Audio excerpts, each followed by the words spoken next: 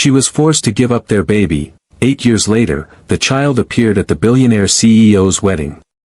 Mom. The voice cuts through the elegant ceremony, silencing the string quartet and freezing the bride mid-vow. But it's not the voice that shocks the assembled guests. It's the source. A child, just 7 years old, stands confidently at the back of the church, an envelope clutched in small hands. "I'm here for my father," the child announces, voice clear and unwavering. The groom, Julian Cross, billionaire CEO and darling of the business world, stares in confusion. The bride beside him whispers urgently, "Julian, what is this?" But Julian can't answer. Something about the child's eyes, his eyes, has stolen his voice.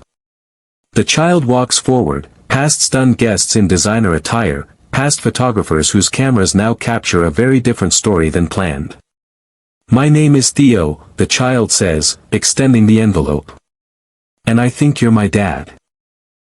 8 years earlier, Julian Cross was not yet the man whose name graced magazine covers and financial headlines.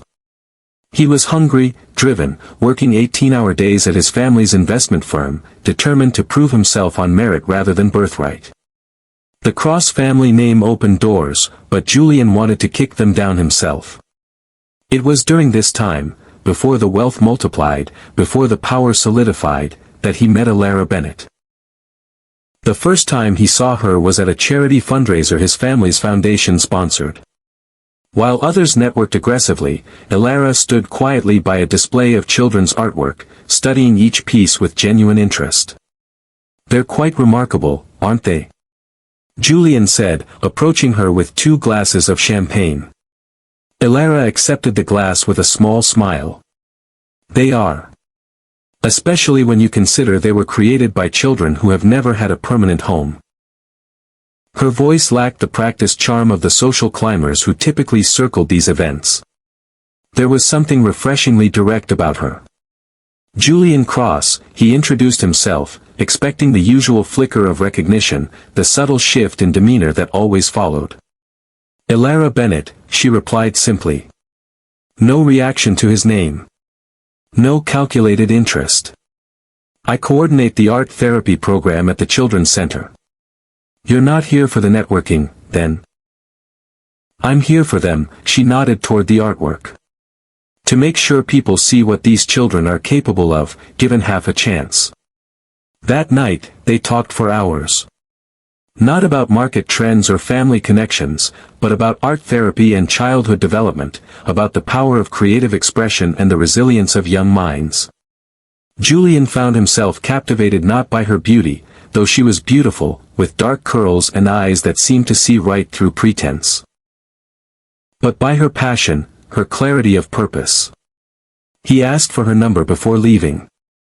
She hesitated, then wrote it on a napkin. "I should warn you," she said, "I'm not impressed by wealth or status. Just kindness and honesty." Julian smiled. "That's the most refreshing thing I've heard all night." Their relationship developed quietly, away from the scrutiny of Julian's family and social circle. Morning coffee at small cafes before work. Evening walks through parks as the seasons changed.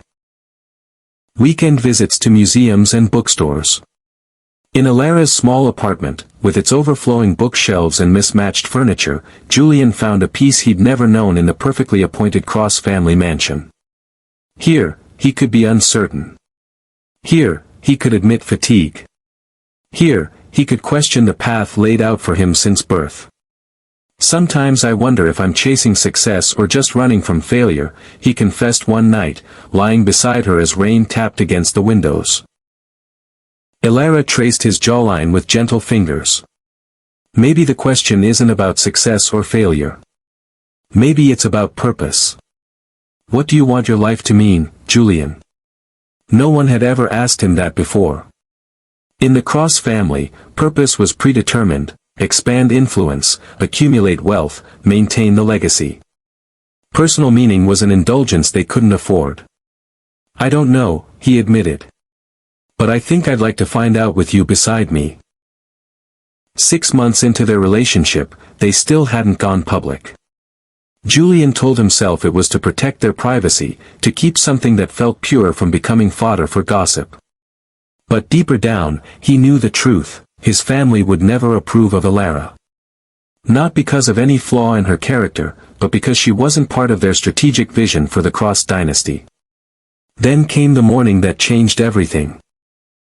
Julian arrived at Alara's apartment with coffee and pastries to find her sitting on the floor, a pregnancy result in her hand. "I'm pregnant," she said, her voice steady but her eyes uncertain. Julian felt the world shift beneath him. Fear came first, visceral, immediate. Then something else, a strange, protective warmth he'd never experienced before. He sat beside her on the cold tile floor. "What do you want to do?" "I want this child," she said without hesitation. "But I need to know where you stand." Julian took her hand, his mind racing through implications, complications, consequences. His family would be furious. The timing couldn't be worse. The firm was in the middle of a critical merger, one that would elevate the Cross name to new heights of influence. But looking at Alara, he couldn't imagine walking away. "I'm terrified," he admitted. "But I'm with you. Whatever comes next, we face it together." The relief in her eyes made him ashamed of his momentary hesitation. They spent the day making plans: when to tell their families, how to adjust their living arrangements, what this would mean for their careers. What Julian didn't know, couldn't have known, was that their careful plans were already being undermined.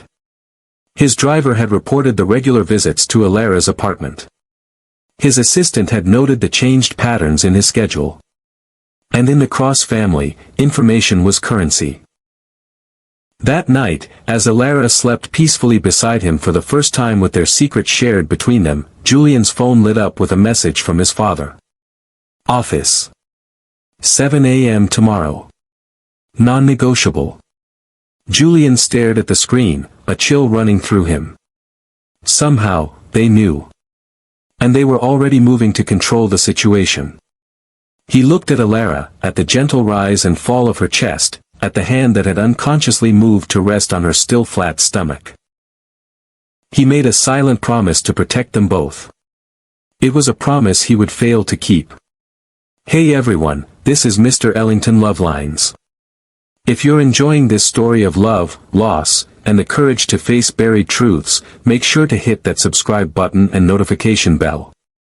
Your support helps us continue bringing these emotional journeys to life.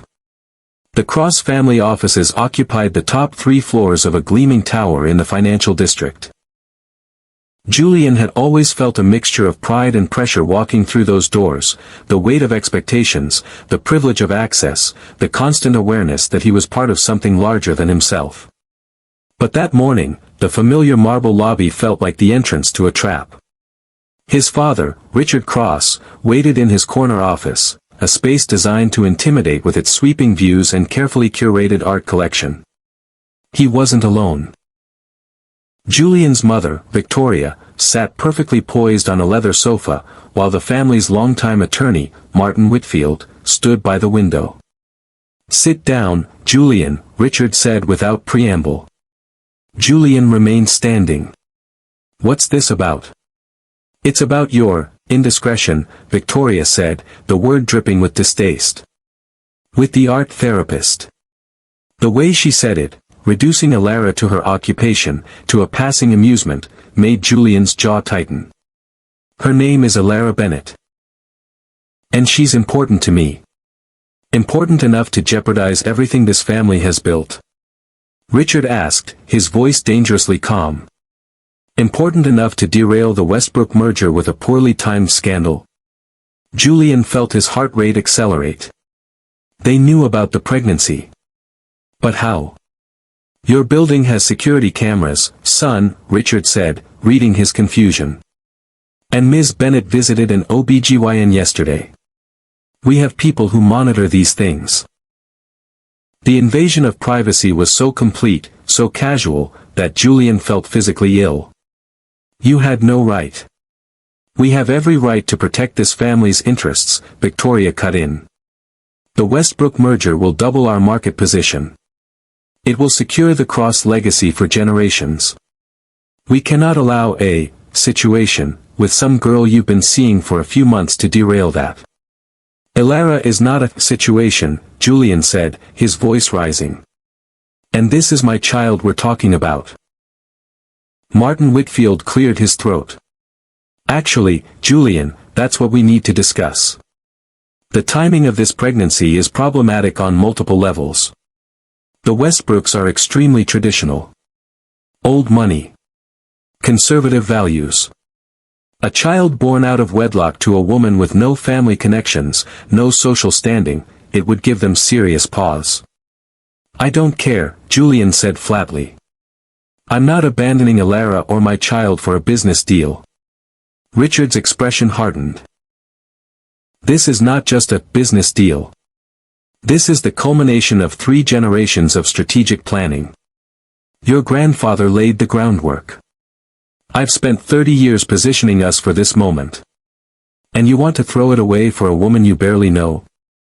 I love her, Julian said simply. Victoria laughed, a cold, brittle sound. Love? You're a Cross. You don't have the luxury of marrying for love. Marriage is an alliance. A strategic partnership. Something you'll understand when you're older and wiser. Julian looked between his parents, suddenly seeing with painful clarity the emptiness of their own marriage. Had there ever been love between them? Or just mutual ambition, a shared commitment to the Cross name above all else? I'm not abandoning my child, Julian repeated firmly. No one is suggesting that, Martin interjected smoothly. There are arrangements that can be made. Discreetly. Ms. Bennett would be well compensated, of course. The child could be provided for. But out of the public eye. Away from the Cross name until an appropriate time. The implication was clear: hide the pregnancy, hide the child, hide the relationship, at least until the merger was complete and the family's position was secure. And if I refuse? Julian asked. Richard's expression was implacable. Then you're on your own. No position at the firm. No trust fund. No connections. You'll be cut off completely. The threat wasn't just financial. It was existential. Julian had been groomed since childhood for his role in the family business. His education, his relationships, his entire identity was built around being a Cross. To be cast out would be to lose not just wealth, but purpose. I need time to think, Julian said finally. And I need to talk to Elara. This affects her more than anyone. Of course, Richard agreed, too readily. Take the week. We've arranged for you to visit the Tokyo office. The Nakamura account needs attention. It will give you space to consider your options carefully. Julian recognized the tactic: separation, isolation, pressure. But he also knew direct defiance would only escalate the situation. He needed time to figure out a solution that would protect Elara and their child without completely severing his family ties. Fine, he said tersely. But I talked to Elara first. Today. Before any decisions are made. Certainly, Victoria said, her smile not reaching her eyes. In fact, we've invited Ms. Bennett to join us for lunch. To discuss the situation like civilized people. Julian felt a surge of panic. No. I should be the one to tell her. Tell her what, exactly? Richard interrupted. That you're willing to throw away your birthright? That you expect her to become a social pariah, the woman who trapped a Crosshair? Be realistic, Julian. This conversation will go better coming from us. We can offer solutions, not just problems. Before Julian could protest further, his father's assistant appeared at the door. Ms. Bennett has arrived, sir. Julian moved to intercept her, but Richard placed a firm hand on his shoulder. Let us handle this, son. For everyone's sake. What followed was a masterclass in manipulation. Julian watched, increasingly horrified, as his parents presented Elara with a carefully constructed narrative. The pregnancy was unfortunate timing. The family wasn't opposed to the relationship in principle, just the public nature of it during this critical business period. Arrangements could be made to ensure everyone's comfort and security. Elara sat straight-backed and composed, her eyes occasionally finding Julian's across the room. He tried to communicate silently, to reassure her, to beg for time, to promise protection. "What exactly are you proposing?" Elara finally asked, her voice steady despite the pressure. Martin Whitfield produced a document. A confidentiality agreement, primarily. Discretion during the pregnancy. The child would be born away from media attention. Generous financial support, of course. And once the merger is complete and the timing is appropriate, we can revisit the relationship status. "You want me to hide," Elara translated. "To pretend this child doesn't exist. To wait in the shadows until it's convenient for the Cross family to acknowledge us." "We're asking for patience," Victoria corrected smoothly. "For understanding of the complex realities Julian faces as a Cross heir." Elara looked directly at Julian. "And what are you asking for?" The question hung in the air between them. Julian opened his mouth to speak, to reject the entire premise, to choose her unequivocally. "Julian will be in Tokyo this week," Richard interrupted. "The Nakamura account requires his personal attention. A critical client. But when he returns, you can both discuss the details more privately." Elara's expression shifted subtly, a flicker of hurt, quickly masked. "I see. This is just temporary," Julian said desperately. "Just until I can figure out a solution that works for everyone." "A solution," Elara repeated, the word hollow. "For a problem. Which is me. And our child." "That's not what I meant." "I think it's exactly what you meant," Elara said quietly. She stood, gathering her bag. "I need time to think. Alone." "Of course," Victoria said smoothly. "Take all the time you need. But perhaps it would be best to review the agreement first. So you understand the options available." Elara hesitated, then accepted the document Martin held out. "I'll read it. But I'm not signing anything today." As she turned to leave, Julian moved to follow her. Richard's hand clamped down on his arm. "The Nakamura documents need your review before your flight tonight. There's no time for distractions." "This isn't a distraction, this is my life," Julian hissed. "Exactly," Richard replied coldly. "Your life. Your future. Your responsibility to this family. Don't throw it all away on emotion, son." Julian watched helplessly as Elara walked out of the office, the weight of unspoken words crushing his chest. He would call her from the car, he decided.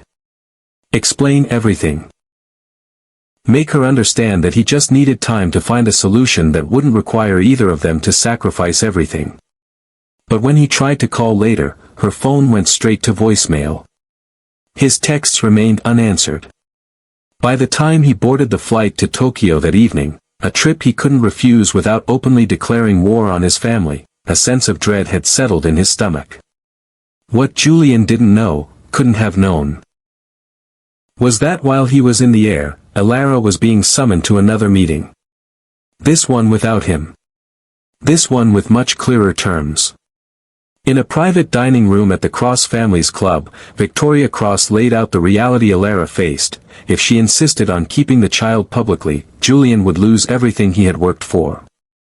His career, his inheritance, his identity. The Cross family would ensure he was blacklisted throughout the industry.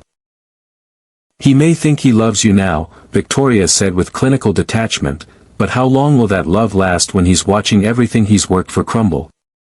When he's starting from nothing at 30? When he realizes what he sacrificed?"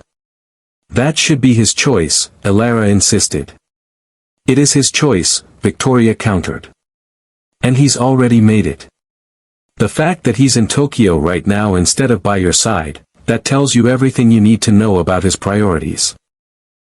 The word struck with precision, targeting the doubt that had taken root when Julian failed to defend her in his father's office. Then came the legal pressure. The confidentiality agreement was just the beginning. There were clauses about public appearances, about social media, about who Elara could speak to and when. There were financial penalties for breaches that would bankrupt her 10 times over. "And if I refuse?" Elara asked, echoing Julian's earlier question. Victoria's smile was thin. "Then we'll be forced to protect the family interests more aggressively. Your career working with children would be the first casualty. No one will hire an art therapist with a history of instability." The threat was clear. They would destroy her professionally. They would paint her as unstable, as a gold digger, as a threat to vulnerable children. They would make it impossible for her to work in her field again. "You can't do that," Elara whispered, though she knew they could. The Cross family's influence extended far beyond finance. "We can and we will," Victoria said calmly. "But it doesn't have to come to that. Sign the agreement. Accept the arrangement we're offering. Your child will want for nothing. And when the time is right, when the merger is complete, when the dust has settled, Julian can acknowledge the child properly." "And me?" Elara asked. "What happens to me in this arrangement?" Victoria's expression was almost pitying. "My dear, you were never going to be part of the Cross family. Julian might be infatuated now, but he has responsibilities that go beyond personal desire. This way, at least your child has a chance at the Cross name. Eventually." Alone, overwhelmed, and with Julian thousands of miles away, Elara made the hardest decision of her life. She signed the papers, not for money, not for protection, but because she believed the alternative would destroy both her and the child she carried. What she didn't fully understand was that the agreement she signed didn't just ensure her silence. It gave the Cross family legal control over nearly every aspect of the pregnancy and birth. It allowed them to dictate where she lived, who provided her medical care, and most devastatingly, who would raise the child. The deception was layered, deliberate, and by the time Elara fully comprehended what she had agreed to, it was too late.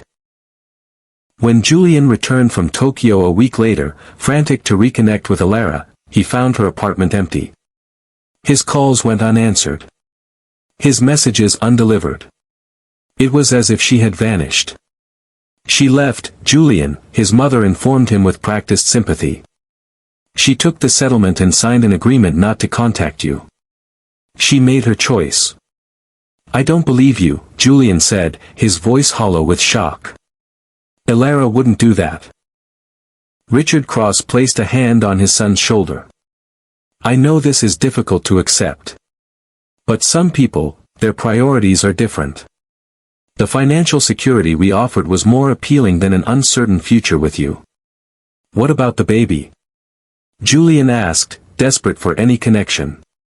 Victoria's expression was carefully composed. "There is no baby, Julian. She took care of it. Part of the agreement. A clean break for everyone." The news hit Julian like physical violence. He staggered, gripping the edge of his father's desk to remain upright. "No. She wanted this child. She told me, people say many things when trying to secure their future," Richard said coldly. "The important thing now is to focus on moving forward. The Westbrook merger needs your full attention." Julian spent weeks searching for Elara, hiring private investigators, reaching out to her colleagues, visiting every place they had ever been together. But the Cross family's influence was vast. Records disappeared. People claimed not to remember her. The few leads he found led nowhere. Eventually, exhausted and heartbroken, Julian surrendered to the narrative his parents had crafted. Elara had chosen money over love. She had terminated the pregnancy for convenience. She had never truly cared for him. The pain calcified into something harder, colder. Julian threw himself into work with single-minded intensity. The Westbrook merger was completed successfully. The Cross family fortune doubled. Julian's reputation as a brilliant, ruthless businessman grew. By 35, he had transformed from a promising executive to a legendary CEO. He had expanded the Cross empire beyond finance into technology and media. His face appeared on magazine covers. His name became synonymous with success. And inside, where no one could see, he remained hollow, a man who had learned to trust nothing, especially not love. What Julian didn't know, what the Cross family had ensured he would never know, was that Alara had never terminated the pregnancy. She had never willingly given up their child. And she had never stopped fighting to maintain the one connection the Cross family couldn't completely sever, the truth. If you're finding this story of deception and separated hearts compelling, please take a moment to like this video and subscribe to Mr. Ellington Lovelines. Your support helps us continue bringing these emotional journeys to life. 7 years passed. Julian Cross transformed from a promising executive to a business titan whose decisions moved markets. The pain of Alara's betrayal, as he understood it, had hardened into a protective shell around his heart. He dated occasionally, always women who understood the rules, no emotional entanglements, no expectations beyond the present moment. His parents watched with approval as he systematically eliminated vulnerability from his life. This was the Julian they had always wanted, focused, disciplined, unburdened by messy emotions. When Julian turned 35, Richard Cross announced his retirement, officially naming his son as CEO of Cross Enterprises.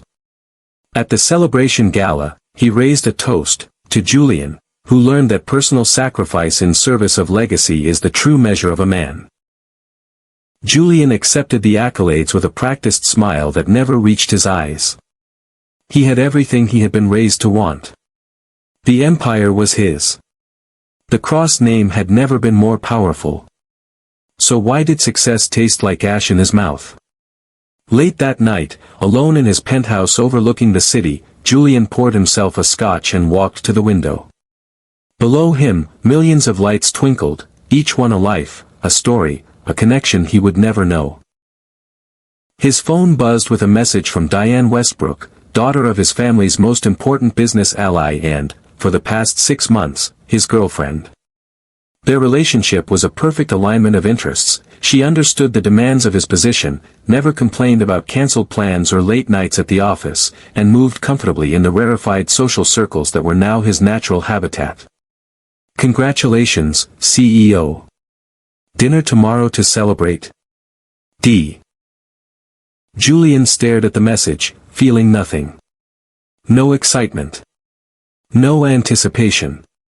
Just the next logical step in a life mapped out by strategy rather than desire. He typed back, "Thank you. 8 p.m. at Oriole." Then, on impulse, he opened his laptop and did something he hadn't allowed himself to do in years. He searched for Alara Bennett. There was little to find. A professional profile listing her as an art therapist at a children's center in a small coastal town 3 hours from the city. A few mentions in local news articles about community art programs. No social media presence. No personal details. She had disappeared from his world so completely it was as if their time together had been a dream, vivid while it lasted, but fading with each passing year. Julian closed the laptop, angry at himself for the momentary weakness.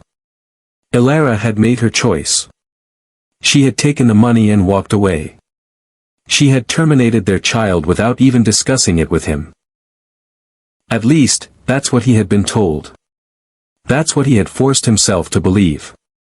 But in the quiet hours of the night, doubt sometimes crept in. Alara had wanted their child, he was certain of that.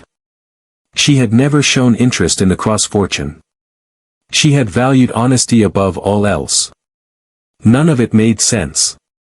The next morning, Julian made a decision. He would put the past behind him once and for all. He would propose to Diane Westbrook. A union his parents had been subtly encouraging for years. It was time to secure the next chapter of the Cross legacy. He purchased a ring, flawless, expensive, exactly what was expected. He arranged a private dinner at the most exclusive restaurant in the city. He prepared the words he would say, logical and measured, an offer of partnership rather than a declaration of love. Diane accepted with the same practical enthusiasm with which he had proposed. Their engagement made the financial news before it hit the society pages, a telling indicator of its true nature. Victoria Cross was ecstatic, immediately taking charge of wedding preparations. The social event of the decade, she declared. Every detail must be perfect. Julian allowed her to handle it all, focusing instead on a major acquisition that would further cement his business legacy. The wedding became background noise. Dates and venues and guest lists that required only his occasional nod of approval. Until the day his mother presented him with the final invitation list. "You've invited the Bennetts," Julian said, his voice carefully neutral as he spotted the name among hundreds of others. Victoria looked up, surprised. "The Connecticut Bennetts?" "Of course. Charles Bennett sits on the board of 3 companies recording for the new media division." "No," Julian said, his finger tapping the name on the list. "Elara Bennett." Victoria's expression shifted, so briefly most would have missed it, but Julian had spent a lifetime learning to read his mother's tells. Surprise. Calculation. Recovery. "Ah, your former friend," she said dismissively. "No, of course not. That would be inappropriate. This must be a clerical error." Julian studied his mother's face. "A clerical error that specifically included someone from my past. Someone who shares a relatively uncommon surname with a business contact. That seems unlikely." Victoria waved a hand. "The planning team is handling thousands of details, Julian. Mistakes happen. I'll have it corrected immediately." But the incident left Julian unsettled. Why would Elara's name appear on the list at all? Who would have added it? And why did his mother's reaction seem so rehearsed? That night, instead of reviewing acquisition documents as planned, Julian found himself driving to the offices of Martin Whitfield, the family attorney who had handled the agreement with Elara 7 years earlier. The office was closed, but Julian had a key, a privilege of being the firm's most important client. He let himself in and went directly to the records room, using his access codes to locate the file labeled Bennett Settlement. What he found inside made his blood run cold. The agreement Elara had signed was not what he had been told. There was no mention of terminating the pregnancy.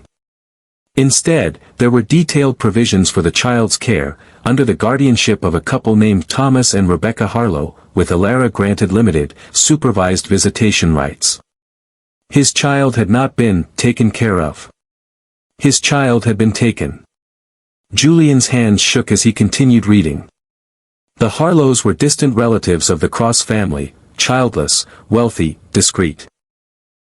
They had been paid handsomely to raise the child as their own, with no mention of its true parentage.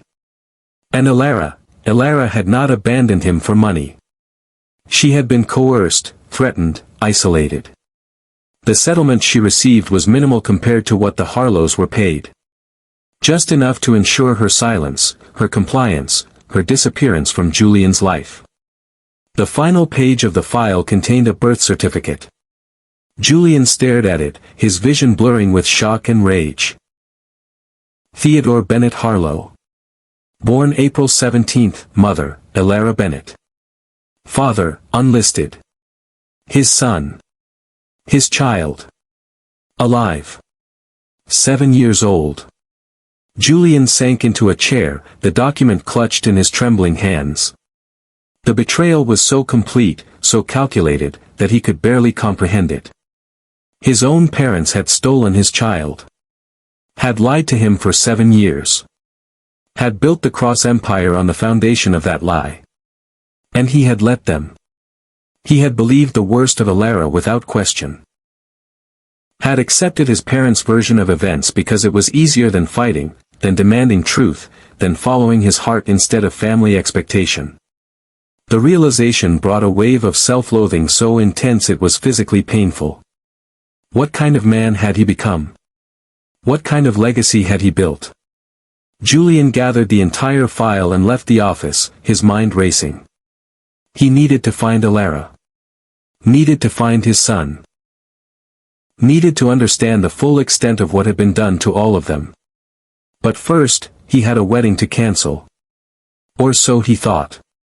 What Julian didn't realize was that his discovery had triggered silent alarms in the law firm's security system. By the time he reached his car, Martin Whitfield had already been notified. And by the time Julian arrived home, Richard and Victoria Cross were waiting for him. "You had no right to access those files," Richard said coldly, standing in Julian's living room like he still owned it, still owned Julian. "And you had no right to steal my child," Julian replied, his voice shaking with barely controlled fury. "To lie to me for 7 years. To manipulate Alara into giving up our son. We did what was necessary," Victoria said, her tone reasonable, as if discussing a minor business decision. "You weren't ready for fatherhood. The timing was wrong. The girl was wrong. We protected you, protected the family legacy. By kidnapping my son." Julian's voice rose. "By destroying Alara's life. By lying to me every day for 7 years. Don't be dramatic," Richard snapped. "The child has had every advantage. The best schools, the best opportunities. The Harlows are excellent parents. And Ms. Bennett has been permitted to remain part of his life, more than generous, given the circumstances. The casual cruelty of it. The absolute certainty that they had done the right thing, left Julian speechless. These were his parents. The people who had raised him. And they saw nothing wrong with what they had done. "I'm going to find them," Julian said finally. "Alara and Theodore. My son. And when I do, I'm going to tell them the truth. All of it." Victoria's expression hardened. "And what about your responsibilities? The company? The Westbrook merger? Your engagement? You would throw all that away for a child you've never met and a woman who's practically a stranger?" "Yes," Julian said, the words simple but definitive. "I would. I should have 7 years ago." "Then you're a fool," Richard said coldly. "And you'll lose everything. The board will never support a CEO embroiled in a public scandal. The Westbrooks will withdraw from the merger. Your reputation will be destroyed." "I don't care," Julian said, and was surprised to realize it was true. The empire he had helped build, the power he had accumulated, the reputation he had cultivated, none of it mattered compared to the truth that had been hidden from him. "You have until the wedding to reconsider," Victoria said, her voice tight with anger. 2 weeks. If you proceed with this madness, we will be forced to protect the family interests. By any means necessary." The threat hung in the air between them. Julian had no doubt they would follow through. They had proven the lengths they would go to 7 years ago. "Get out of my house," he said quietly. "And stay out of my life." After they left, Julian sat alone in the darkness, the file open before him, the birth certificate of his unknown son illuminated by a single lamp. Theodore. Theo. 7 years old. Living with strangers who pretended to be his parents. Somewhere in the world right now, his child existed, a child with his blood, his DNA, perhaps his eyes or his smile or his curiosity. A child who had been stolen from him by the people he had trusted most. Julian made a decision then, one that would change everything. He would not confront his parents again. Would not give them warning. Would not allow them time to hide Theo or pressure Alara further. Instead, he would use the 2 weeks before the wedding to find his son and Alara quietly. To understand what had happened. To make amends if possible. And then, when the moment was right, he would reclaim what had been taken from him, not through legal battles or public accusations, but through the simple, devastating power of truth. What Julian didn't know was that he wasn't the only one making plans. Elara Bennett had spent 7 years watching from a distance, waiting for the right moment to reveal what had been hidden. And she had decided that moment was now. If you're moved by this story of family secrets and the search for truth, please take a moment to subscribe to Mr. Ellington Lovelines. Your support allows us to continue sharing these powerful stories of love, loss, and redemption. 3 hours from the city, in a small coastal town where the pace of life moved with the tides, Elara Bennett sat on her porch watching the sunset. Her home was modest, a small cottage with weathered blue shutters and a garden that bloomed wildly in the summer months. It was nothing like the sleek urban apartment she had once shared with Julian, but it had become a sanctuary of sorts. Inside, on her desk, lay an invitation, cream-colored, heavy stock, embossed with the Cross family crest. An invitation to a wedding she had no intention of attending, but which had arrived nonetheless, like a message from a past she could never fully escape. Julian Cross is getting married. The news had reached her even before the invitation. A small-town art therapist didn't typically make the guest list for society weddings, but someone in the Cross household had ensured she would know. Victoria, most likely. A final twist of the knife. Elara set her tea aside and checked her watch. Almost time. Every other weekend, like clockwork, she made the same journey, a 40-minute drive to the Harlow estate where her son lived his carefully curated life. Her son. Not legally, not officially, but in every way that mattered. Theodore. Theo, as he preferred, with Julian's intense green eyes and her own stubborn chin. 7 years old and already too perceptive, too questioning for the Harlow's comfort. The arrangement had been presented as generous, supervised visits twice a month, holiday phone calls, occasional school events. In reality, it was a carefully controlled system designed to minimize Elara's influence while maintaining the fiction that she was a family friend, a distant relative, someone who cared for Theo but had no claim to him. Rebecca Harlow greeted Elara at the door with her usual tight smile. He's in the garden. Science project. Something about plant growth rates. Elara nodded politely. After 7 years, she and Rebecca had developed a strained but functional relationship. Rebecca wasn't cruel. She genuinely cared for Theo, but she lived in constant fear that Elara might somehow reclaim him, might disrupt the family they had created. "Thank you," Elara said. "I won't keep him past dinner." The Harlow estate was everything the Cross family had promised: sprawling grounds, a house that managed to be both elegant and comfortable, every educational advantage money could buy. Theo wanted for nothing material. His bedroom was filled with books and science kits. He attended the best private school in the region. He had piano lessons and soccer practice and summer camps focused on coding and robotics. What he didn't have was the truth. Elara found him kneeling in the garden, carefully measuring the height of several plant specimens and recording the data in a notebook. So methodical, so precise, just like Julian had been when working through a complex problem. "That looks interesting," she said, approaching quietly. Theo looked up, his face breaking into a genuine smile that made Elara's heart ache. "Elara. You're early." He jumped up and hugged her, a privilege Rebecca allowed, though Thomas Harlow frowned upon such displays of affection between Theo and his aunt.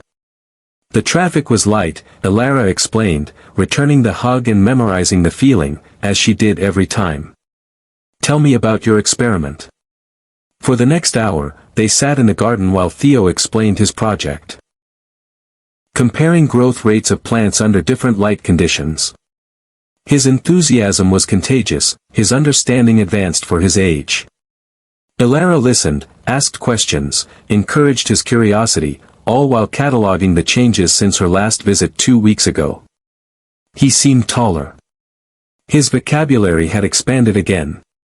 There was a small scrape on his elbow from a bicycle mishap. These details were precious to her. Fragments of a life she should have shared fully but instead experienced in carefully rationed moments. "Can we go to the beach?" Theo asked when he had exhausted the topic of his experiment. I found a new tide pool last week with Dad, but he didn't have time to explore it properly. Elara felt the familiar pang at the word Dad. Thomas Harlow, the man who tucked Theo in at night, who taught him to ride a bike, who signed his school permission slips.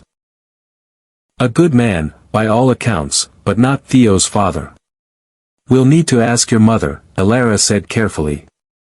She had learned early on to respect the boundaries the Harlows established, to never undermine their authority. It was the only way to maintain her limited access to Theo. Rebecca gave permission, with the usual caveats: back by 6, no swimming, stay within sight of the public beach area. Elara accepted the conditions without complaint. Any time with Theo was worth the restrictions. At the beach, they collected shells and examined the creatures in the tide pools. Theo was fearless, reaching into the water to gently touch sea anemones and small crabs. His curiosity was boundless, his questions endless. Why is the sea different colors in different places? He asked, looking out at the ocean where deeper blue met lighter turquoise near the shore. It's about depth, Elara explained. And what's beneath the surface? The deeper the water, the darker it appears. Theo considered this, his expression serious. Is that true about people too? The deeper they are, the darker. The question caught Elara off guard. What makes you ask that? He shrugged, suddenly looking older than his 7 years. Sometimes people say things but mean something else. Like when Mom and Dad talk about you when they think I can't hear. They use their happy voices but their words aren't happy. Elara's heart sank. She had always tried to shield Theo from the tension underlying their arrangement, but children absorbed more than adults realized. People are complicated, she said carefully. Sometimes they have feelings they don't know how to express properly. Like secrets?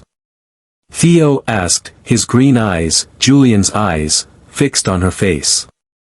Sometimes, Elara admitted. But not all secrets are bad. Some are just, waiting for the right time to be told. Theo nodded, seemingly satisfied with this answer. I have a secret, he said, his voice dropping to a whisper despite the empty beach around them. Oh. Elara kept her tone light, though her pulse quickened. I know you're not really my aunt, he said simply. Elara froze, unsure how to respond.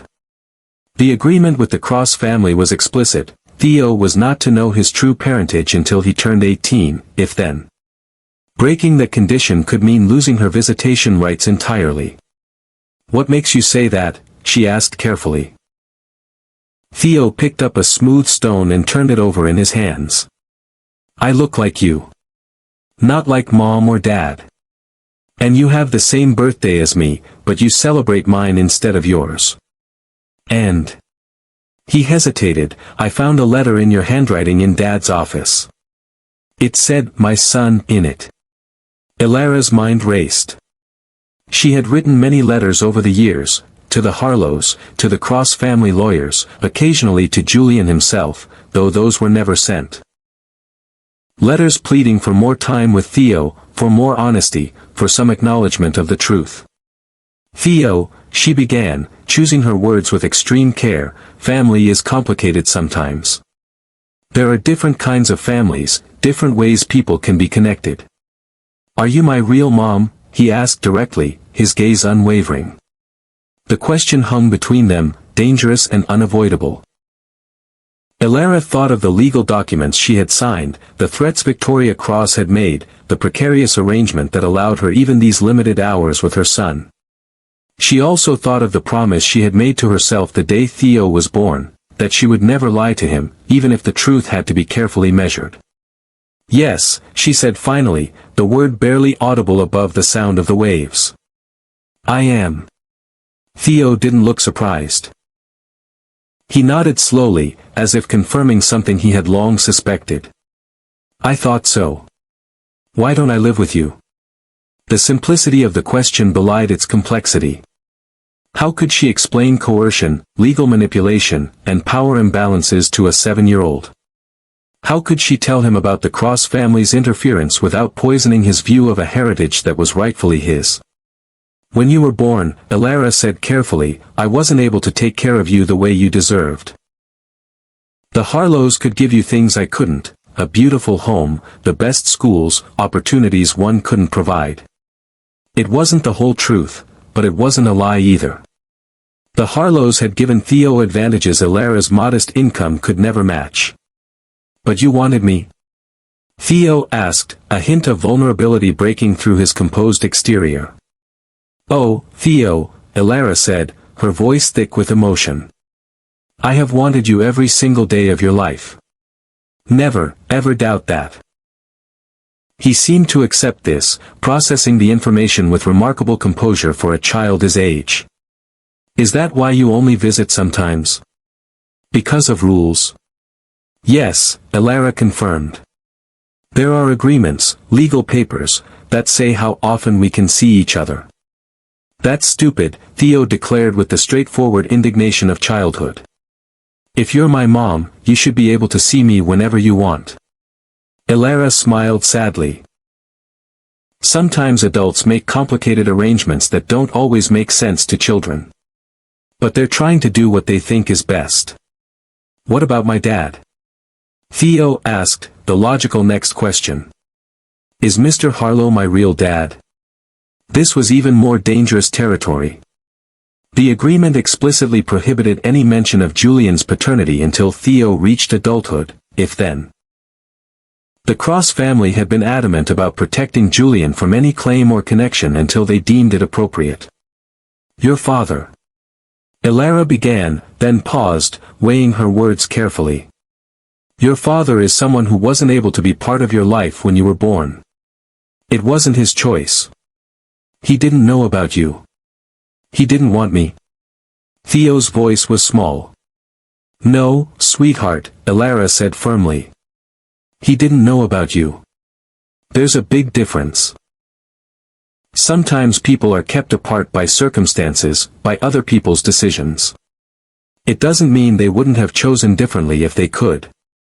Theo considered this, his young mind working through implications beyond his years. Is he alive? Will I ever meet him? Elara looked out at the ocean, thinking of the wedding invitation sitting on her desk at home. Of Julian Cross, CEO and billionaire, about to marry into another powerful family, still unaware he had a son. He's alive, she said finally. And I believe that someday, when the time is right, you will meet him. When? Theo pressed, with the impatience of childhood. When will the time be right? Elara had asked herself the same question for 7 years. She had watched Julian's rise from promising executive to business titan. Had seen his engagement announcement in the business section of the newspaper. Had wondered if he had ever questioned the story his parents told him, if he had ever tried to find her, if he ever thought about the child he believed had never been born. The invitation to his wedding felt like an ending, but also, perhaps, an opportunity. A moment when truth might finally break through the carefully constructed lies. Soon, she said, making a decision that would change all their lives. Sooner than I thought. That evening, after returning Theo to the Harlows and driving home to her small cottage, Elara took out a box she kept hidden in the back of her closet. Inside were documents she had carefully gathered over the years, copies of her original agreement with the Cross family, medical records from her pregnancy, birth certificate, photographs of Theo as a newborn, letters she had written to Julian but never sent. And most importantly, a journal she had kept since the day she discovered she was pregnant, a detailed account of the coercion, the threats, the manipulation that had separated her from Julian and forced her to give up custody of their child. Elara had maintained this record not out of bitterness or revenge, but because she believed that someday, Theo would want to know the truth. The whole truth. And she wanted to be able to give it to him, unfiltered by time or memory. Now, she realized, that day had come sooner than expected. Theo was asking questions. The Harlows would soon discover he knew more than they thought. And Julian was about to commit himself to a marriage built on his family's lies. The timing wasn't perfect, Theo was still so young, but perhaps there would never be a perfect time to unravel such a carefully constructed deception. Elara made copies of the most important documents, wrote a brief but comprehensive letter explaining everything Julian had never been told, and placed them in an envelope. Then she made a phone call to the one person who had helped her maintain her connection to Theo all these years.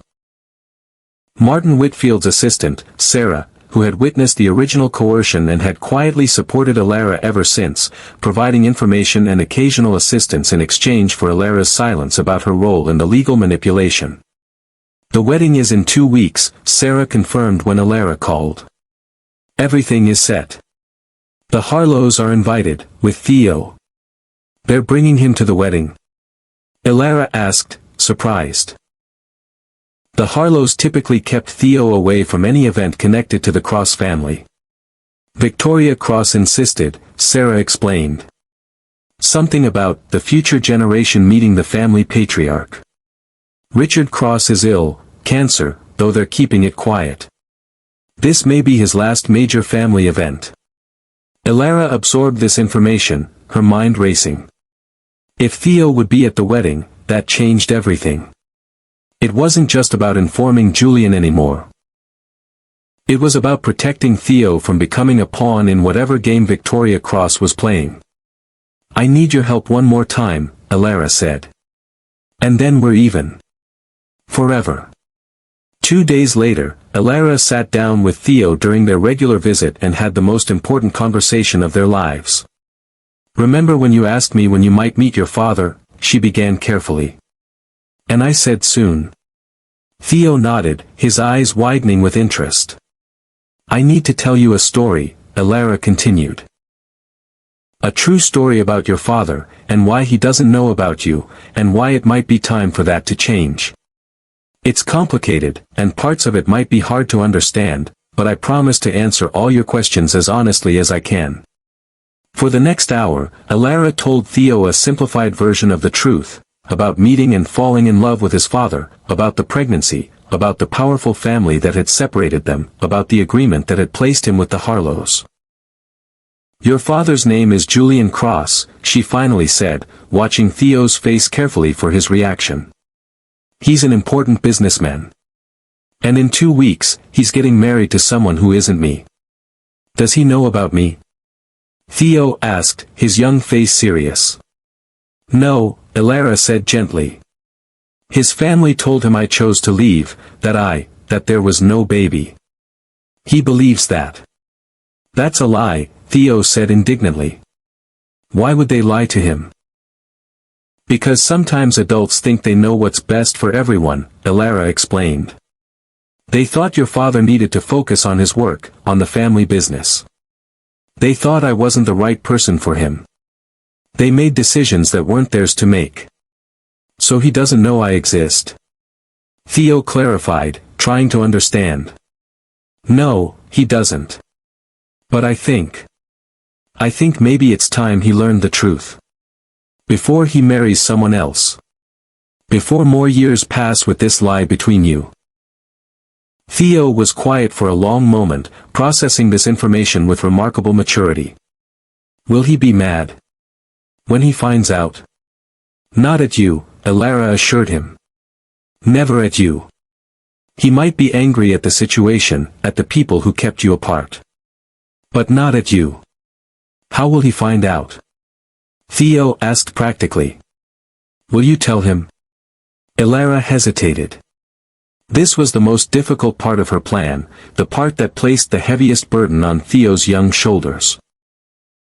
"I've written him a letter explaining everything," she said carefully. "With proof, documents that show what really happened. But I can't give it to him directly. His family, they would stop me. They would make sure I couldn't see you anymore." Understanding dawned in Theo's eyes. "You want me to give it to him?" It wasn't a question. Even at 7, Theo grasped the implications with a clarity that both impressed and saddened Elara. No child should have to navigate such adult complexities. "Only if you want to," Elara said firmly. "This is your choice, Theo. Completely." If you don't want to be involved, if you want to wait until you're older, I'll understand. We'll find another way. Theo considered this, his expression thoughtful beyond his years. If I give him the letter, will I get to meet him? My real dad? I believe you will, Elara said honestly. But I can't promise how he'll react, or what will happen afterward. This might change many things in your life. Like where I live? Theo asked perceptively. Possibly, Elara acknowledged. But the Harlows love you very much. They've been your parents in all the ways that matter day to day. Whatever happens, they'll always be important to you. Theo nodded, seeming to accept this. Then he asked the question Elara had been dreading, will you and my real dad get back together? Like in the movies? Elara's heart ached at the simplicity of the question. Life isn't usually like the movies, sweetheart. Your father and I haven't seen each other in 7 years. He's about to marry someone else. I don't expect us to get back together. But you still love him, Theo said with the uncanny perception children sometimes possess. I can tell by your voice when you talk about him. Elara couldn't deny it, not to herself, not to her son who deserved honesty. Part of me will always care for him, she admitted. He gave me you. But this isn't about me and your father getting back together. It's about truth. About you having the chance to know him, and him having the chance to know you. Theo thought about this, then nodded decisively. I'll do it. I'll give him the letter. Are you sure? Elara asked, giving him one more chance to back out. This is a big responsibility. I'm sure, Theo said with quiet determination. I want to meet my real dad. And he should know the truth. Lies are wrong. The simplicity of his moral certainty brought tears to Elara's eyes. Yes, she agreed softly. Lies are wrong. Over the next week, Elara prepared Theo as best she could. She showed him photographs of Julian that she had saved from news articles and business magazines. She explained what would happen at the wedding, how he should approach Julian, what he might expect from the Cross family's reaction. Remember, she emphasized, no matter what happens, I will be there. Not inside the ceremony, they won't allow that, but nearby. Always. The Harlows noticed Theo's unusual preoccupation but attributed it to excitement about attending such a grand event. They had their own concerns. This would be Theo's first significant exposure to the Cross family circle, and they worried about the questions it might raise, the connections that might be made. Victoria assures me it will be brief, Thomas Harlow told his wife as they discussed the upcoming wedding. Just the ceremony and a quick appearance at the reception. Enough for Richard to see the boy, then we'll leave before anyone asks too many questions. What the Harlows didn't know, couldn't know, was that their carefully managed world was about to collapse. That the truth they had helped conceal for 7 years was contained in an envelope Theo had hidden in the lining of his suit jacket. That the child they had raised as their own was preparing to reclaim his true identity. The day before the wedding, Elara met Theo for their regular visit. They walked along the beach, reviewing the plan one final time. Wait until after the ceremony, Elara reminded him. When people are mingling at the reception. Find a moment when he's alone, or at least away from his parents. Theo nodded, his expression serious. And I just say, I'm here for my father, and give him the envelope? Yes, Elara confirmed. The letter explains everything. There are photographs of you as a baby, documents that prove what happened. He'll understand. What if he doesn't believe me? Theo asked, voicing the fear that had been growing as the day approached. Elara knelt in front of him, placing her hands on his shoulders. Theo, look at me. You have his eyes. Exactly his eyes. The moment he sees you, he'll know something is different. Something is special. Trust that. Theo nodded, drawing strength from her certainty. And after? What happens after I give him the letter? This was the question Alara couldn't answer with any confidence. What would Julian do when confronted with the truth? Would he embrace the son he never knew existed? Would he be angry, confused, disbelieving? Would the Cross family intervene, try to maintain their deception, threaten Alara's limited access to Theo? I don't know exactly what will happen, she admitted. But I promise you this, whatever comes next, we'll face it together. You won't be alone. Theo hugged her then, tight and fierce. I love you, Mom, he whispered. The first time he had ever called her that. Alara held him close, memorizing the feeling, knowing that after tomorrow, everything would change. For better or worse, the careful balance they had maintained for 7 years would be broken. The truth would be spoken. And none of them would ever be the same. If you're touched by this story of a mother's enduring love and a child's courage, please take a moment to subscribe to Mr. Ellington Love Lines. Your support helps us continue sharing these powerful stories of family, truth, and redemption. The Cross family had spared no expense for Julian's wedding. The cathedral glowed with thousands of white roses and cascading orchids. A string quartet played softly as guests in designer attire filled the pews. Outside, security kept the press at a respectful distance while still allowing them enough access to capture the social event of the season. Julian stood at the altar, impeccable in a custom tuxedo, his expression composed but distant. To anyone who knew him well, a category that included almost no one present, he appeared distracted, his mind elsewhere despite the momentous occasion. In truth, Julian was thinking about the file hidden in his office safe, the evidence of his parents' deception, the proof that somewhere in the world, he had a son he had never met. For 2 weeks, he had searched for Alara and Theodore, using private investigators and discreet inquiries, careful not to alert his parents to his discovery. He had found Alara easily enough, the small coastal town, the modest cottage, her work at the local children's center. But Theodore proved more elusive. The Harlows maintained homes in multiple locations, traveled frequently, and kept their family life intensely private. Julian had confirmed their connection to his parents, had verified they had a son of the right age, but had not yet managed to locate them or make contact. Time had run out. The wedding day had arrived, and Julian still didn't have all the answers he needed. He had considered canceling, postponing, confronting his parents publicly. But each option carried risks he wasn't prepared to take, not without first understanding the full situation, not without speaking to Alara, not without seeing his son. So he stood at the altar, going through the motions, buying time while his investigators continued their work. Diane stood beside him, radiant in a gown that had been featured in exclusive previews in fashion magazines. She played her role perfectly. The elegant, accomplished bride marrying into one of the country's most powerful families. Julian wondered if she suspected his distraction, if she sensed his growing certainty that this marriage would never be completed. If so, she gave no indication, her smile unwavering as the ceremony progressed.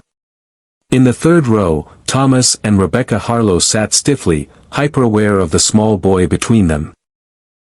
Theo fidgeted with his tie, his eyes darting around the cathedral, taking in the opulent surroundings with the curiosity that characterized everything he did. Sit still, Rebecca whispered, placing a gentle but firm hand on his knee. Remember what we discussed. Best behavior. Theo nodded obediently, but his mind was racing. He had spotted Julian immediately, the man from the photographs Alara had shown him, the man whose eyes he saw every time he looked in a mirror. His father. The word still felt strange, exciting, frightening. The envelope crinkled slightly inside his jacket. Theo had practiced removing it smoothly, had rehearsed the words he would say, had prepared himself as much as any 7-year-old could for such a momentous task. But now, surrounded by the grandeur of the cathedral, the reality of what he was about to do hit him with full force. These people, these powerful, elegant people, had lied to his father. Had taken him from his mother. Had created an entire false reality. And he, Theo, was about to shatter that reality with a single envelope. The weight of it felt suddenly enormous. The ceremony continued. Vows were exchanged. Rings presented. The officiant spoke of commitment, of futures intertwined, of promises made before God and family. Julian repeated the words mechanically, his mind still working through scenarios, timelines, approaches. When would be the right moment to confront his parents? How could he reach out to Alara without triggering their interference? How would he explain to Diane that their marriage was built on a foundation of lies, not hers, but his family's?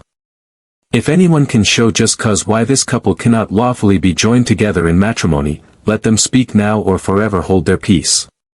The traditional phrase echoed through the cathedral. A brief silence followed. The moment in weddings when guests sometimes exchanged amused glances at the melodramatic pause. Theo felt his heart pounding. This was the moment they showed in movies, when someone stood up and stopped the wedding. But Alara had been clear, wait until after the ceremony, approach Julian privately, avoid public confrontation. He stayed in his seat, the envelope burning against his chest. The officiant nodded, prepared to continue. Julian drew a breath, steeling himself to complete this charade, to speak the final words that would legally bind him to Diane. And then the cathedral doors opened. Every head turned. A collective murmur rippled through the assembled guests. Alara Bennett stood in the doorway, her simple blue dress a stark contrast to the formal attire surrounding her. She had not planned to enter the cathedral. Had promised Theo she would wait outside, would let him handle the revelation in the more controlled environment of the reception. But sitting in her car across the street, watching the ceremony through the open cathedral doors, something had shifted inside her. 7 years of silence. 7 years of controlled, supervised visits. 7 years of watching her son grow up calling another woman mother. She couldn't wait any longer. Couldn't place this burden solely on Theo's small shoulders. Couldn't allow Julian to speak vows based on lies without at least giving him the chance to see the truth first. Alara walked down the aisle slowly, her eyes fixed on Julian. The whispers grew louder. Security moved to intercept her but hesitated, uncertain whether to create a scene in the middle of the ceremony. Julian stared at her, recognition dawning slowly. 7 years had changed her, her hair was shorter, her face more defined, her posture more confident. But her eyes were the same. Direct, honest, unflinching. Alara, he whispered, the name foreign on his lips after so many years of forced silence. Diane looked between them, confusion giving way to understanding. You know this woman? Before Julian could respond, Victoria Cross rose from her seat in the front row. Remove her, she ordered the security team, her voice tight with controlled fury. This instant. 2 guards moved toward Alara, but Julian held up his hand. Wait, he commanded, his CEO voice cutting through the growing chaos. Let her speak. The cathedral fell silent. Hundreds of eyes focused on the woman in blue who had dared interrupt the social event of the season. Alara took another step forward.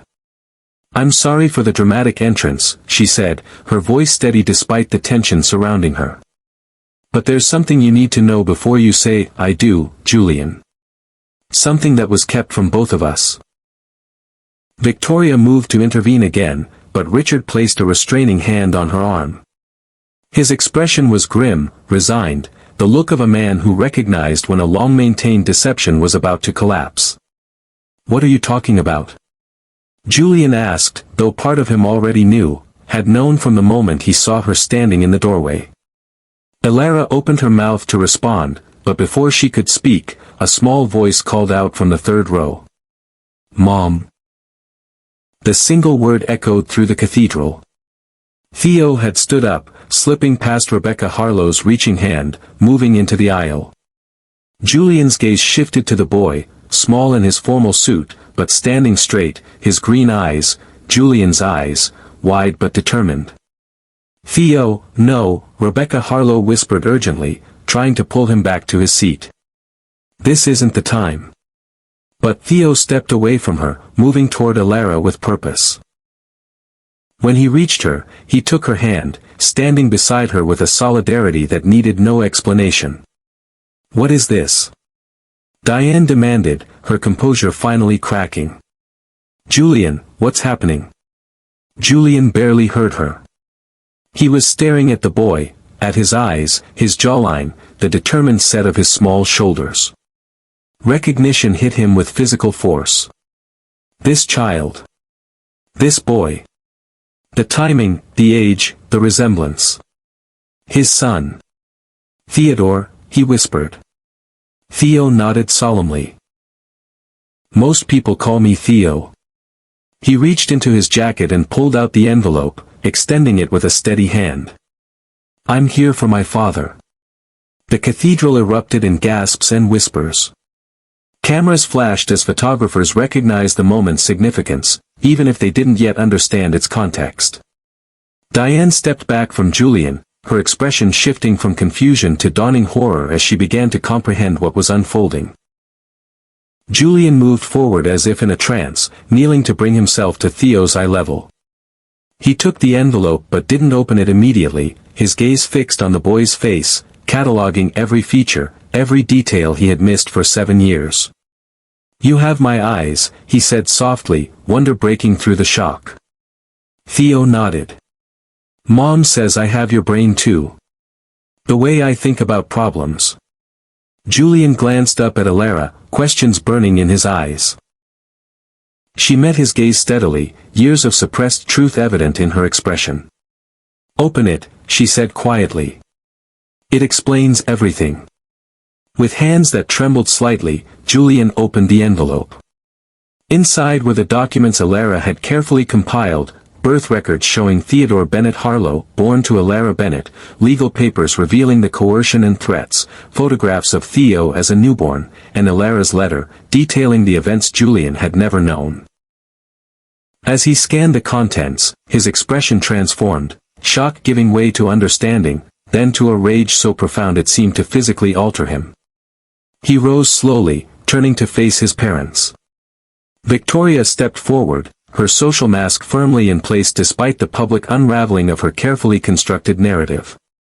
"Julian, this is hardly the time or place." "Answer me," Julian cut her off, his tone leaving no room for evasion. "Did you lie to me about my son?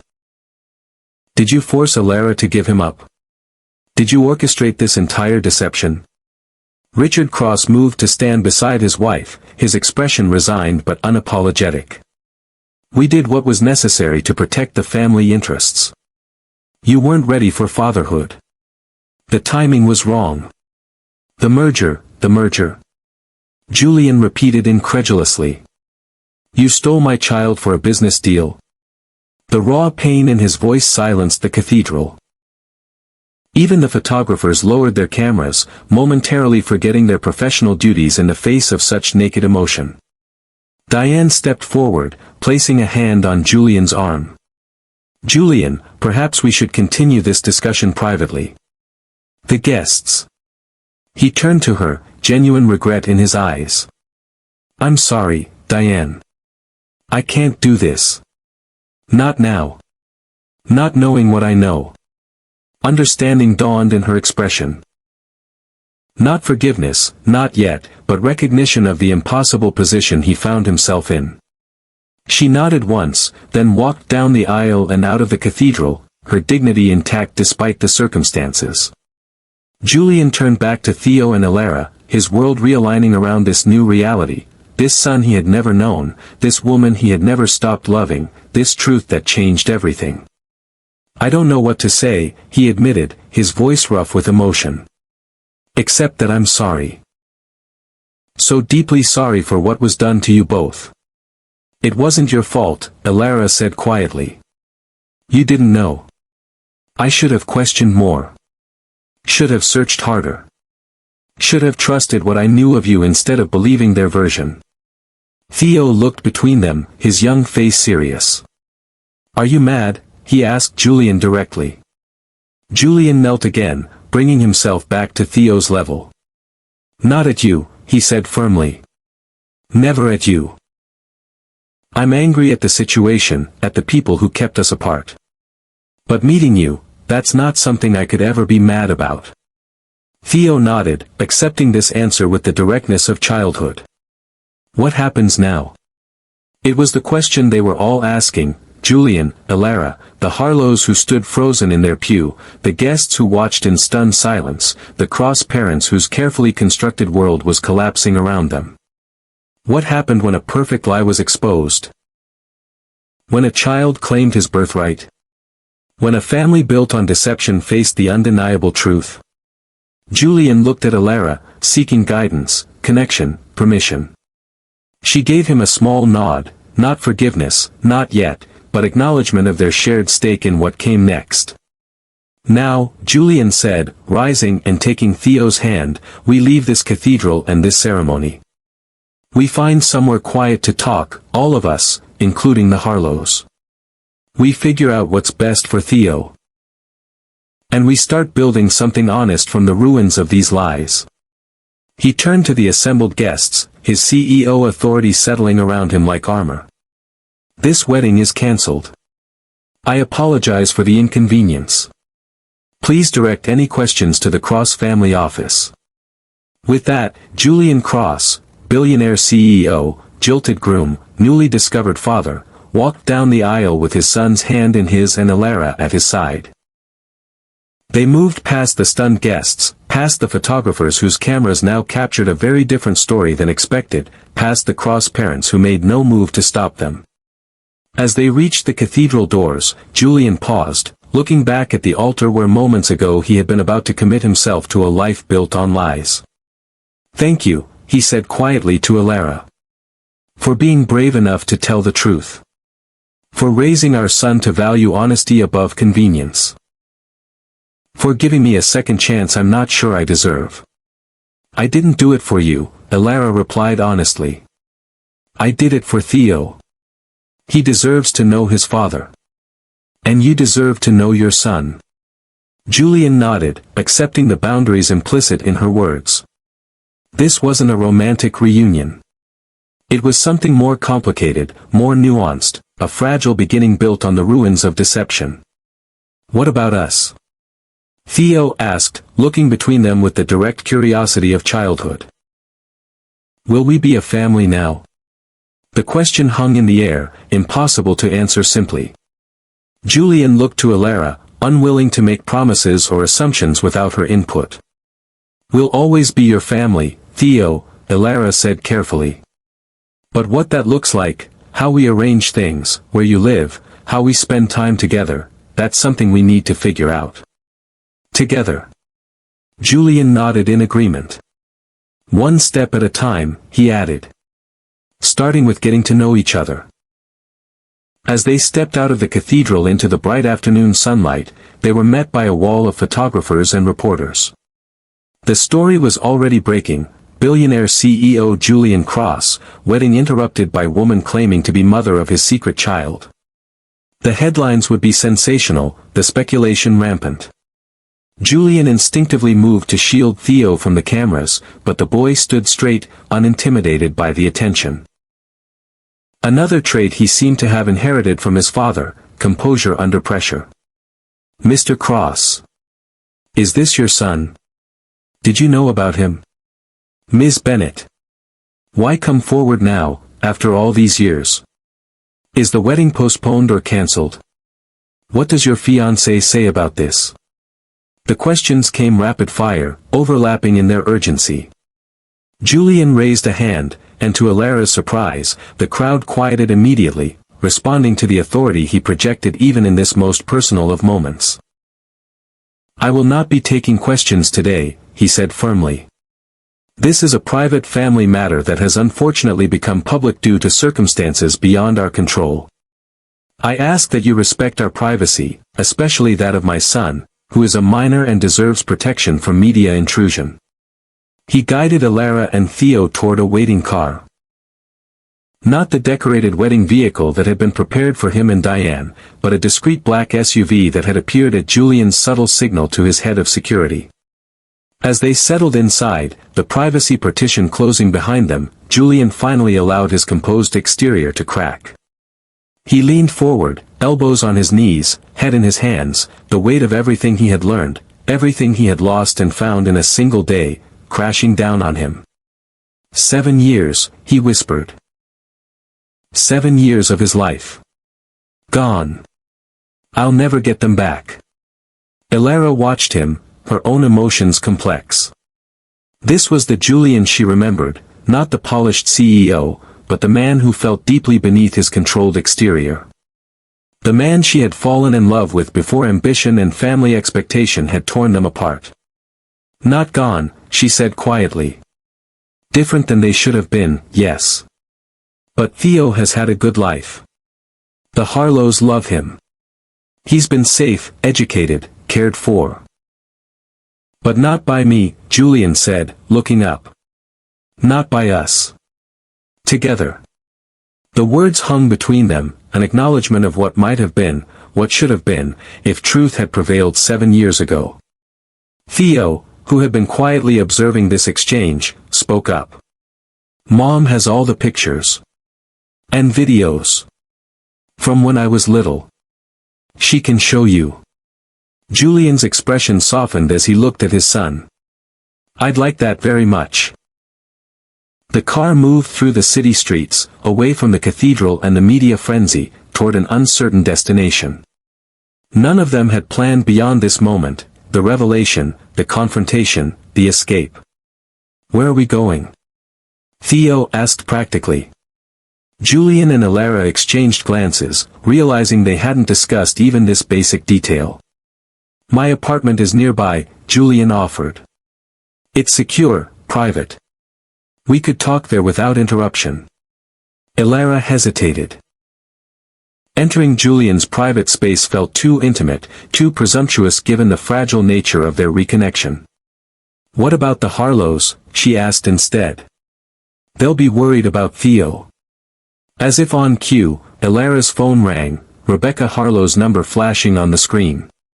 She answered, putting the call on speaker so Julian could hear.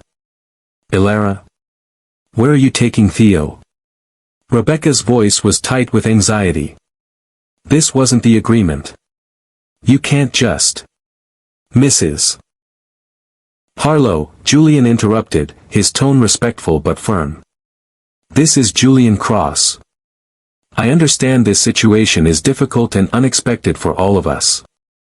I assure you, Theo is safe. But I think we need to have a conversation, all of us, about what happens next. There was a long pause before Rebecca responded. My husband and I have raised Theo for 7 years, Mr. Cross. We are his legal guardians. Whatever biological connection you may have, that doesn't change the reality of our family. I understand, Julian said, though the words clearly cost him. And I respect the care you've given my son. But the circumstances under which those arrangements were made, the deception involved, that changes things significantly. Another pause. Where are you taking him? Julian looked to Elara, deferring to her judgment. She had navigated the complex relationship with the Harlows for 7 years, she understood the delicate balance required.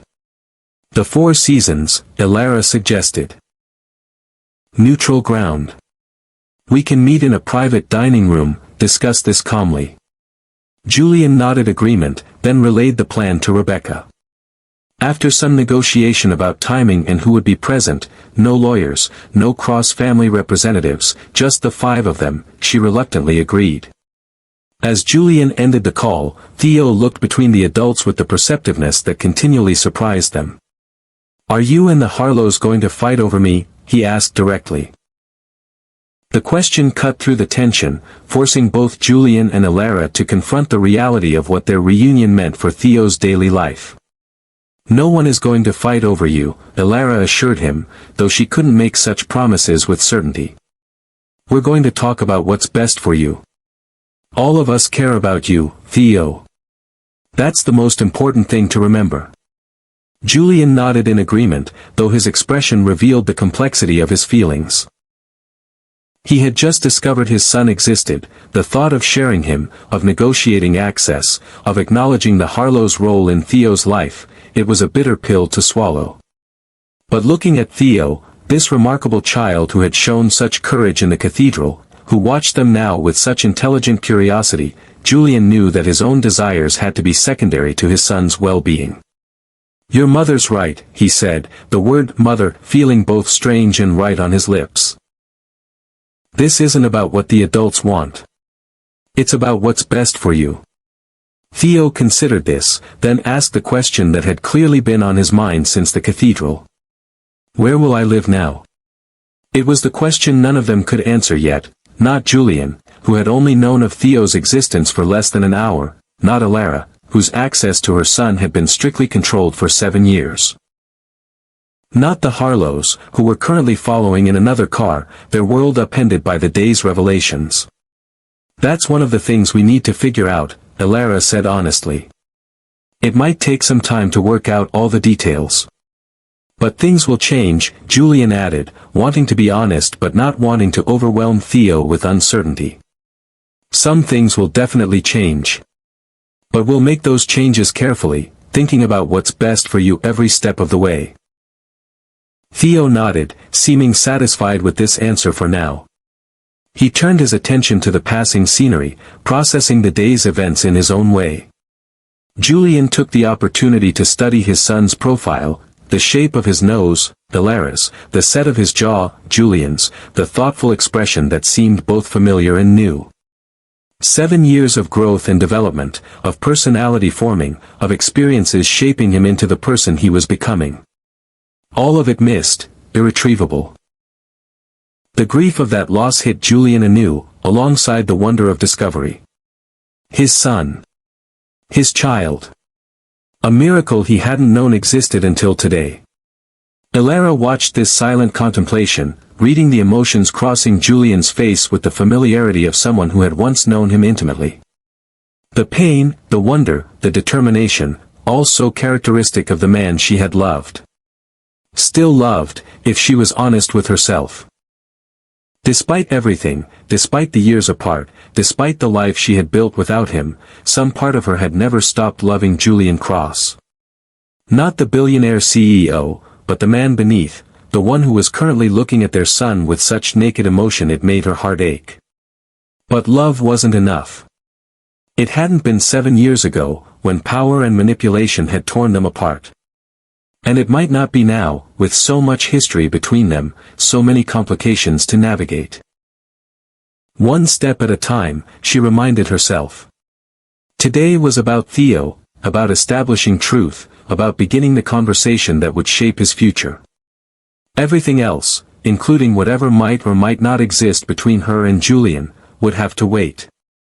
The car pulled up to the Four Seasons, where management had been alerted to prepare a private dining room away from public areas. Julian's position and influence ensured their privacy would be respected, the staff discreet. As they were escorted through a service entrance to avoid the media that had inevitably begun gathering at the hotel's main doors, Julian placed a gentle hand on Theo's shoulder, his first tentative touch as a father. "Ready?" he asked softly. Theo looked up at him, those familiar green eyes serious but unafraid. "Ready," he confirmed. Together, father, mother, and son, united for the first time in 7 years. They walked toward the room where the next chapter of their complicated story would begin to unfold. If you've been moved by this story of family secrets and the courage to face the truth, please take a moment to subscribe to Mr. Ellington Lovelines. Your support allows us to continue sharing these powerful stories of love, loss, and redemption. The private dining room at the Four Seasons had been quickly transformed into a neutral meeting space. The elaborate table settings removed, replaced by comfortable seating arranged in a conversational grouping. A side table held refreshments, including options appropriate for a 7-year-old whose world had been turned upside down in a single afternoon. Julian paced near the windows, his wedding tuxedo incongruously formal in this setting, a physical reminder of the ceremony that had been interrupted just hours before. Elara sat with Theo, quietly answering his questions about what would happen next, though her answers were necessarily vague. None of them knew exactly how this conversation would unfold. When the Harlows arrived, the tension in the room thickened immediately. Thomas Harlow, tall, distinguished, in his 60s, entered first, his expression guarded but composed. Rebecca followed, her eyes immediately seeking Theo, visibly relaxing when she saw him sitting calmly beside Elara. "Theo," she said, moving toward him. "Are you all right?" "I'm fine, Mom," Theo assured her, the familiar address causing a flicker of pain to cross Julian's face. "We just talked. And had cookies." He gestured to the half-eaten chocolate chip cookie on a napkin beside him.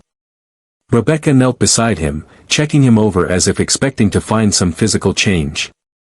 Finding none, she straightened and turned to face Julian and Elara. "I think we need to establish some ground rules for this discussion," Thomas Harlow said, his tone measured but authoritative.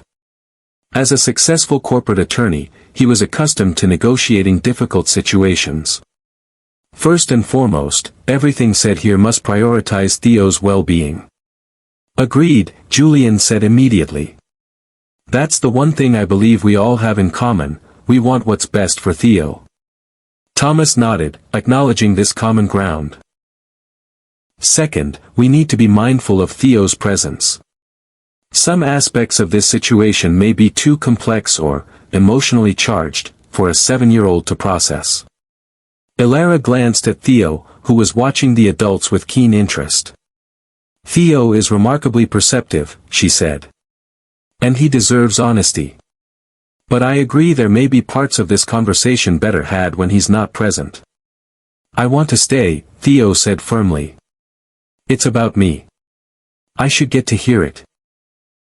The adults exchanged glances, recognizing the validity of his argument while still wanting to protect him from the more difficult aspects of their situation. "How about this?" Julian suggested, kneeling to Theo's eye level. "You stay for the beginning of our conversation. If it turns to topics that might be confusing or upsetting, we'll ask you to take a short break, maybe explore that game room the hotel manager mentioned is just down the hall. But we promise to include you in all decisions that affect you directly. Does that seem fair?" Theo considered this compromise, then nodded. "Okay. But you have to tell me the important parts later. No secrets." "No secrets," Julian agreed, the words carrying extra weight given the deception that had shaped the past 7 years. With that understanding established, they settled into the seating area. Julian and Elara on one side, the Harlows on the other, Theo between them in a physical representation of the situation they now faced. "I think we should start with the facts," Thomas said, his legal training evident in his approach. "As I understand it, Mr. Cross, you were unaware of Theo's existence until today. Is that correct?" "Yes," Julian confirmed. "My parents told me Elara had terminated the pregnancy and left the city. I believed that lie for 7 years. NMS. Bennett," Thomas continued, "you signed legal documents giving us custody of Theo, with specific visitation arrangements. Documents that, while perhaps signed under duress, are nonetheless legally binding. The circumstances under which those documents were signed are relevant," Julian interjected before Elara could respond. "If there was coercion, threats, manipulation, that affects their validity." "Perhaps," Thomas acknowledged. "But challenging them would mean a lengthy legal battle.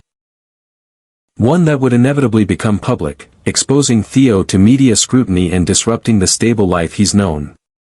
The implication was clear: fighting the custody arrangement would be messy, potentially harmful to Theo, and not guaranteed to succeed. "I'm not interested in a legal battle," Elara said quietly. "I never have been. What I want, what I've always wanted, is for Theo to know the truth about his origins, and for him to have relationships with both his biological parents." "Which he has had," Rebecca pointed out. "You've been part of his life since birth. The only thing that's changed today is Mr. Cross's awareness." "Everything has changed," Julian said, his voice low but intense. "The foundation of Theo's life, of all our lives, was built on lies. We can't simply acknowledge that and then continue as if nothing has happened. What exactly are you proposing, Mr. Cross? Thomas asked directly. Julian looked at Theo, who was following the conversation with remarkable focus for his age. I want to be part of my son's life. Not just occasional visits or holiday calls. A real, meaningful relationship. And what does that look like to you? Rebecca asked, a defensive edge to her voice. Taking him away from the only home he's known. Uprooting him from his school, his friends, his routine. No, Julian said firmly. I would never suggest something so disruptive. But the current arrangement, where Alara is limited to supervised visits twice a month, that needs to change. For both of them. The Harlows exchanged glances, a silent communication born of years of marriage. We've always followed the terms of the agreement, Thomas said carefully. The limitations on Ms. Bennett's access weren't our idea, they were stipulated by the Cross family lawyers. My parents, Julian clarified, anger flashing in his eyes. Not me. Never me. Had I known about Theo, things would have been very different. But you didn't know, Rebecca said, not unkindly. And in your absence, we became Theo's parents. Not just legally, but in all the ways that matter day to day. We've been there for every fever, every nightmare, every school project, every skinned knee. The words hit Julian like physical blows, each one a reminder of what he had missed, what had been stolen from him. But he recognized the truth in them. The Harlows had raised his son with evident care and love. Whatever happened next needed to acknowledge that reality. I understand that, he said, his voice rough with emotion. And I'm grateful that Theo has had loving guardians. But that doesn't change the fact that I am his father. That Alara is his mother. That we deserve, that Theo deserves, the chance for us to be a family in whatever form that might take. Theo, who had been listening intently, spoke up. Can I say something? All four adults turned to him, momentarily surprised by his intervention. Of course, Alara encouraged. This affects you most of all. Theo looked around at the adults, his expression serious beyond his years. I think everyone's talking like I have to choose. Like I can only have one set of parents. But why can't I have both? The simple logic of his question silenced the room. The adults exchanged glances, each recognizing the wisdom in Theo's perspective. It's not quite that simple, sweetheart, Rebecca began gently. Why not? Theo pressed. Lots of kids at my school have different houses they live in. Some live with their mom sometimes and their dad sometimes. Some have step-parents and regular parents. Why can't I have the Harlows and also have my real mom and dad? Julian looked at his son with undisguised admiration. That's exactly the kind of arrangement I was thinking of, he said. Not taking Theo away from the home and family he knows, but expanding his family to include Alara and me in a more meaningful way. Thomas Harlow leaned forward, his expression thoughtful. What specifically are you proposing, Mr. Cross? Julian glanced at Alara, including her in this vision. Shared custody, perhaps.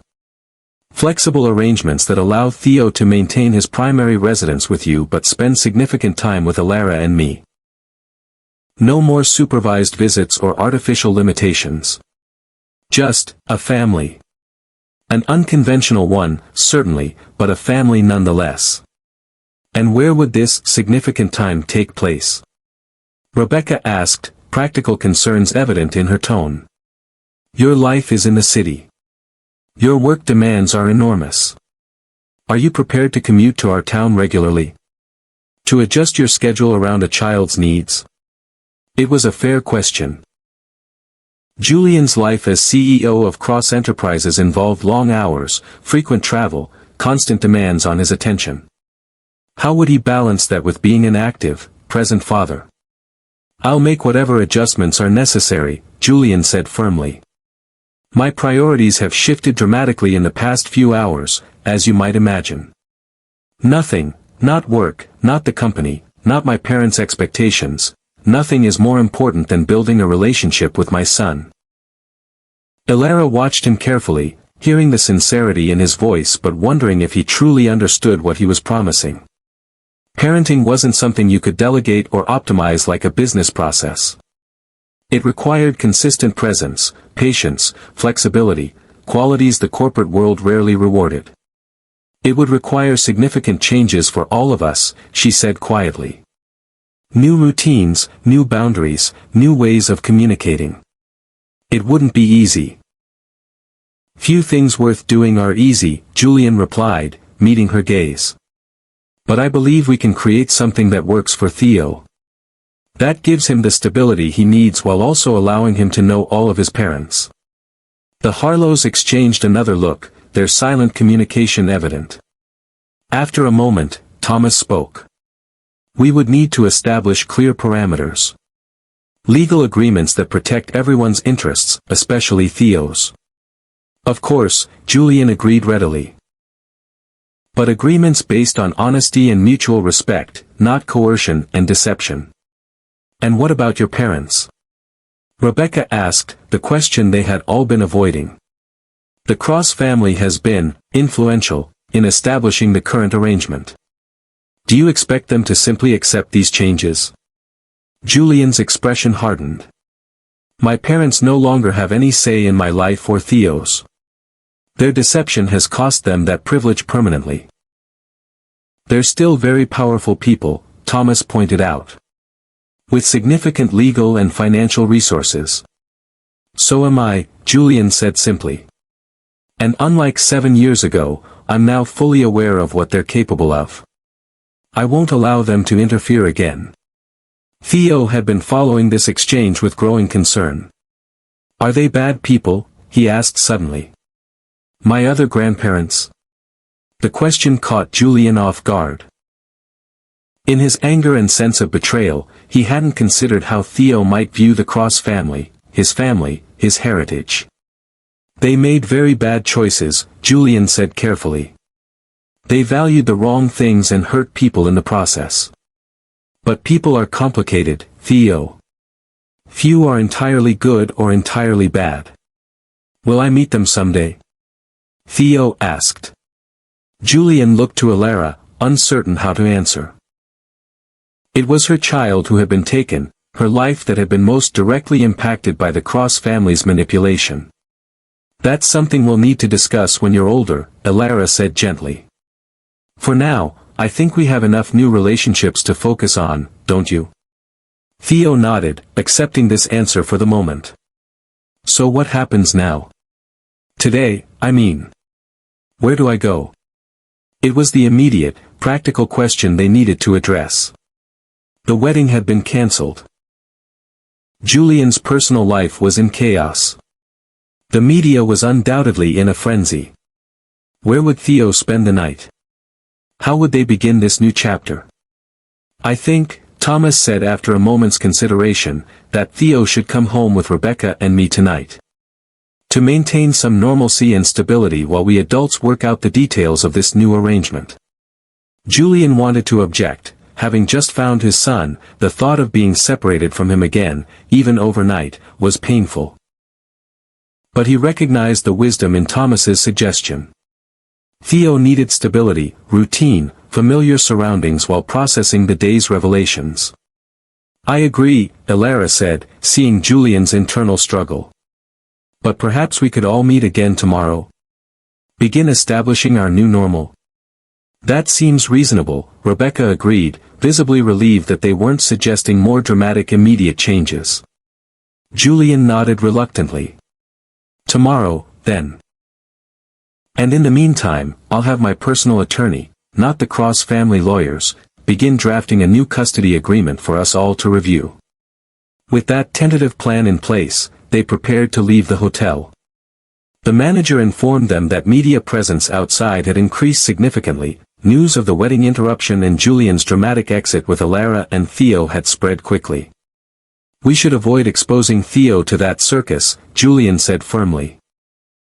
The hotel has a private exit we can use. As they made their way through the service corridors, Julian found himself walking beside Elara, a step behind the Harlows and Theo. "Thank you," he said quietly, for her ears alone. "For being brave enough to come forward. For raising our son to be so remarkable." Elara glanced at him, her expression complex. "I didn't do it for you," she reminded him. "I did it for Theo. And for myself. 7 years of secrets was enough." "I understand," Julian said. "But I'm grateful nonetheless. And I want you to know, I'll do whatever it takes to make this work. To be the father Theo deserves.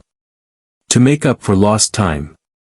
"You can't make up for lost time, Julian," Elara said, her voice gentle despite the hard truth. "Those years are gone. What matters now is what you do with the years ahead." He nodded, accepting the wisdom in her words. "Then I'll make those years count. For all of us." They reached the private exit where 2 vehicles waited, Julian's SUV and the Harlow's sedan. The moment of separation had arrived.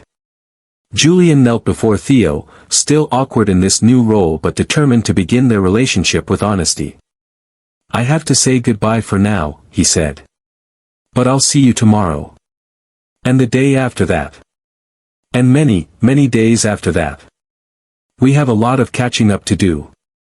Theo studied him with those familiar green eyes. "Are you sad? About your wedding not happening?"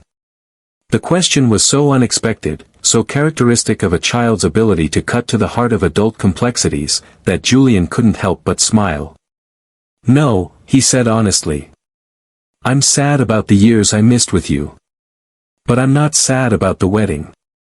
It wouldn't have been right, not with so many secrets between us." Theo nodded, accepting this answer. Then, with the natural resilience of childhood, he asked, "Can we go to the Science Museum tomorrow? They have a new exhibit about ocean ecosystems." "If it's okay with the Harlows, I think that sounds perfect," Julian said, his heart swelling with a love he hadn't known he was capable of feeling until today. As Theo left with the Harlows, Julian and Elara stood side by side, watching the car disappear into the evening traffic. "He's amazing," Julian said softly. "You did an incredible job with him, even with all the restrictions placed on you." "He is amazing," Elara agreed. "And the Harlows deserve credit too. Whatever else they did, they've raised him with love and care." Julian nodded, acknowledging this truth despite the complicated feelings it evoked. "Where are you staying tonight?" he asked, suddenly realizing he knew almost nothing about Elara's current life. "I have a room at a hotel near the Harlows' home," she explained. "I came up yesterday to prepare for today." "Let me drive you," Julian offered. "We have a lot to discuss, and I imagine neither of us wants to do it surrounded by hotel staff or media." Elara hesitated, then nodded. The day's events had created a connection between them, not the romance they had once shared, but something new, something centered entirely on their shared love for Theo. In the privacy of the car, with the privacy partition raised to give them complete seclusion, Julian finally asked the question that had been burning inside him since the cathedral. "Why didn't you fight harder? When they took him from you?" The question wasn't an accusation, his tone made that clear. It was genuine bewilderment, a need to understand what had happened in those critical days when his parents had orchestrated their separation. Elara was quiet for a long moment, gathering her thoughts. "I did fight," she finally said. "In every way I could. But your mother made it very clear what would happen if I didn't cooperate. They would destroy my career. Ensure I could never work with children again. They would paint me as unstable, as a gold digger. They would use their influence to make my life impossible. But surely there were other options," Julian pressed. "Legal recourse, media exposure. Against the Cross family?" Elara interrupted, a hint of the old pain surfacing. "With their connections, their resources. I was 26, Julian. Alone. Pregnant. Terrified. Your mother showed me exactly what would happen if I didn't sign those papers, detailed scenarios of how they would systematically dismantle my life. Julian closed his eyes briefly, imagining Victoria Cross wielding that calculated cruelty against the woman he had loved. "I'm so sorry," he whispered. "The agreement at least guaranteed I would have some contact with Theo," Elara continued. "Limited, controlled, but something. The alternative was potentially losing him completely. So I signed. And I focused on being the best family friend I could be, on making every minute with him count. And you never tried to contact me directly? To tell me the truth?" Elara's expression hardened slightly. "I tried. For months after Theo was born, I wrote letters, made calls. Everything was intercepted. Your number changed. My letters were returned unopened. Eventually, I was told explicitly that any attempt to contact you would result in the termination of my visitation rights with Theo." The systematic nature of the deception stunned Julian anew. "And all this time, I believed you had chosen money over our child. Over us." "That's what they wanted you to believe," Elara said quietly. "It was easier than the truth, that they had orchestrated the entire separation, that they had stolen your child and my choice." They rode in silence for several minutes, each processing the weight of what had been lost, what had been taken from them. "What made you decide to come forward now?" Julian finally asked. "After 7 years?" Theo was asking questions, Elara explained. "He's observant, intelligent. He noticed the resemblance between us, found a letter I had written to the Harlows that mentioned my son. And then the wedding invitation arrived, not for me, but I heard about it. It felt like a sign. A moment when truth might finally break through." "The invitation," Julian said, suddenly remembering the detail that had first raised his suspicions. "Your name was on the guest list. That's what started me questioning everything. My mother claimed it was a clerical error, but it seemed too specific to be coincidental." The car approached Elara's hotel, their conversation necessarily drawing to a close. But there was one more thing Julian needed to say, needed Elara to understand. "I want you to know," he said, turning to face her directly, "that I never stopped loving you. Even when I believed the worst, that you had terminated our pregnancy and taken money to disappear, some part of me still loved the woman I had known. The woman who valued honesty above all else, who saw me as more than my family name." Elara met his gaze steadily. "Julian. I'm not saying this to pressure you or to suggest we simply pick up where we left off," he clarified quickly. "Too much has happened. We're different people now. But I need you to know that what we had was real for me. And finding out the truth, that you were forced away, that our child was taken from both of us, it changes everything I thought I understood about the past 7 years. For me too," Elara admitted softly. "I spent years trying to hate you, to believe you had been complicit in what happened. It was easier than accepting that you had been deceived as thoroughly as I had been coerced. Easier than acknowledging that we were both victims of your parents' manipulation." The car stopped outside her hotel. Neither made a move to exit, the conversation too important to interrupt. "Where do we go from here?" Julian asked. "Beyond the practical arrangements for Theo, I mean. For us." Elara considered the question carefully. "I don't know," she said honestly. "Right now, Theo has to be our priority. Building a stable, healthy co-parenting relationship. Getting to know each other again as the people we are now, not who we were 7 years ago. And beyond that?" Julian pressed gently. "Beyond that." Elara met his gaze directly. "I think we take it one day at a time. No promises, no expectations. Just possibility." It wasn't everything Julian might have hoped for, but it was more than he had any right to expect after 7 years of separation built on lies. Possibility.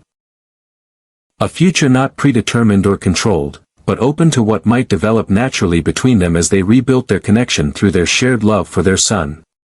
One day at a time, he agreed. Starting tomorrow. At the Science Museum.